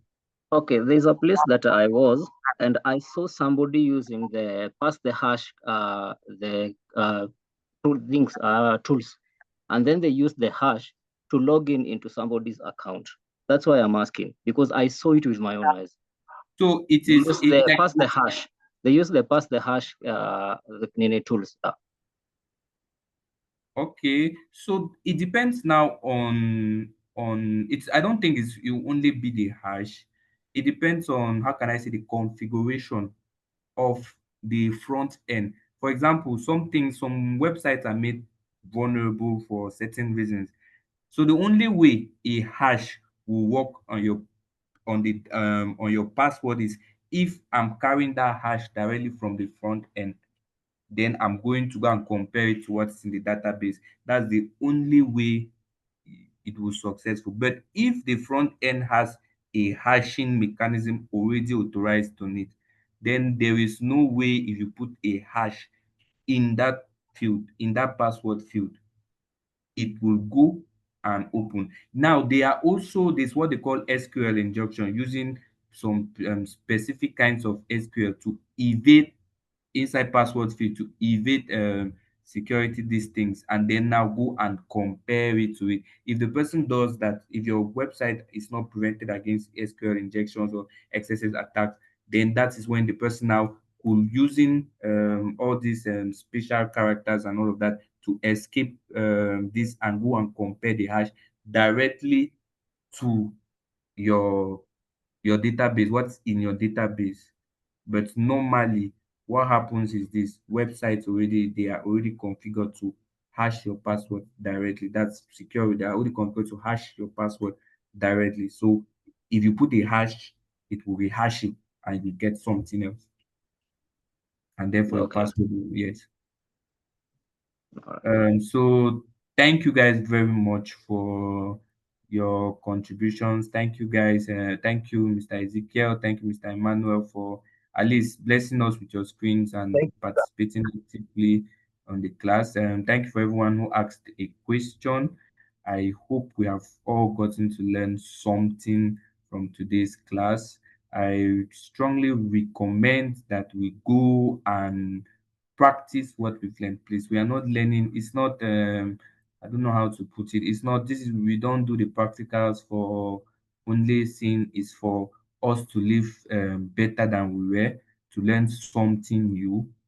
It's always an added advantage to be able to say somewhere that you can do this and that, not in, maybe not in the expert level, but at least it gets the conversation moving. Let's take for example now, this is, if me, I'm an interviewer and you come now and on your CV you have written a lot of things. You can even tell me that you know how to use AWS, for example, and I'll simply tell you that, okay, share your screen and show me how to create an account. Right? Show me how to create an account. And my first expectation from you in this point is to know already that to create an ABO account you need a credit card. But if you have never done it on your own or before, you will not know that. You will, in your head, you think that it's just going to go and do a Gmail account they are going to go and do. And then I already know that this my guy just this blow grammar for me. And so that's the reason why you need to understand how these platforms work, understand by practicing it yourself. I think at this point I'll hand over to the organizers. I don't know, Priscilla, are you still on the call? And then I don't know if there's anyone here, but I want to go and watch Man U match. I think I'm praying that I'm praying that they win Man U. I don't like Man U because Man U makes me annoyed. Says who? Man U is winning all the way. Okay. Sir Blandon. Yes. I wanted to ask something. I wasn't in the fourth and fifth class because I had an emergency, so I couldn't attend the two class. So based on how Engineer Emmanuel and our colleagues shared their screen, I was able to follow. So I was able to log into the Azure, and I realized that they asked two questions, whether for business or for there were two questions. So when you choose the business aspect, it will require the credit cards and other stuffs. But the second option helped me to log in directly into it. So based on the question you asked, that when someone comes for interview and you ask the person to create an account, if the person knew exactly what he's doing, he might also try to use the other option, which will not require because maybe it's for educational purposes. And you will try Okay, to yes. So, Mr. Wisdom, there's even the student way. I think the student way, if you're able to go through Microsoft Learn and all of that, you're able to create a student and you can still have access to those platforms. But now the thing now is that what you mentioned is a student way, because if you are going to create even if you are creating a free tier, they will require this particular information from you, and therefore it means that that is a general something. If you go now and you use a specific, okay, for example, if you use a discount doesn't mean that the price of that stuff is is a discounted price. It's just telling you that, okay, at this particular moment we are doing this exceptionally for this whatever reason they decide to run the discount, but that's not it. So general practice, if you have somebody who has gone through the past platform, if you have even if you tell me I'm a student and you don't know that, okay, why did you create a student own and not create this thing if you don't know about the payment or something, right? Okay. I don't know if you get Yeah, Mr. Wisdom. I've gotten you. So that's just it. So please, no more questions, please. I think we have spent a lot of time on the call. So like I said, I really encourage people once more to practice a lot. Make sure you actually understand. Test, play around. You are given 200 credits. Let me I think you can reuse your, for those of you whose credit card was able to work, I think you can reuse your credit card, just changing email address. So you are given 300 credits. Play around and find out what happens if you do this. When it gets finished, you look the account, go and use another one and all of that. So thank you very much. Priscilla, over to Thank you. you so much, Brandon. Thank you so much. Can we say a very big thank you to Mr. Brandon? Thank you so much. Yes, you can leave the call. You can start leaving the Thank you call. so That's much. done already. Yeah. So, as I usual, don't really want to I work. hope we filled our attendance form. I want to hear Yes. a story in my DMs. Oh, please, I let's fill don't the feel. attendance. Hello. Today I'm with my computer comfortably inside room, so I already signed. Good Okay, for you. thank Good The for you. you. only time is the last one. Happy for you. Happy for you. Thank you All very right. much. So thank you so much for joining. Those of us that waited to this long, thank you so much. God bless us. So Thank as you. usual, the training materials will be sent to us through the course of this week or next week. So we'll get it before the next class next week. So see you guys the same time next week, 9:30. It's better to join in 9:30 so we can get to talk and interact. Then the class commences itself by 10 a.m. dot. Thank you very much. So much for your time. Thank you so much, Brandon. Thank you so much, Deborah. Deborah is also on the call. She's also supposed to be our coordinator for today. Thank you so much. She's been the one attending to us in the chat box. So thank you so much, everybody. We Thank can you. Thank you. Thank you. Thank you. Bye-bye. Bye. Thank you.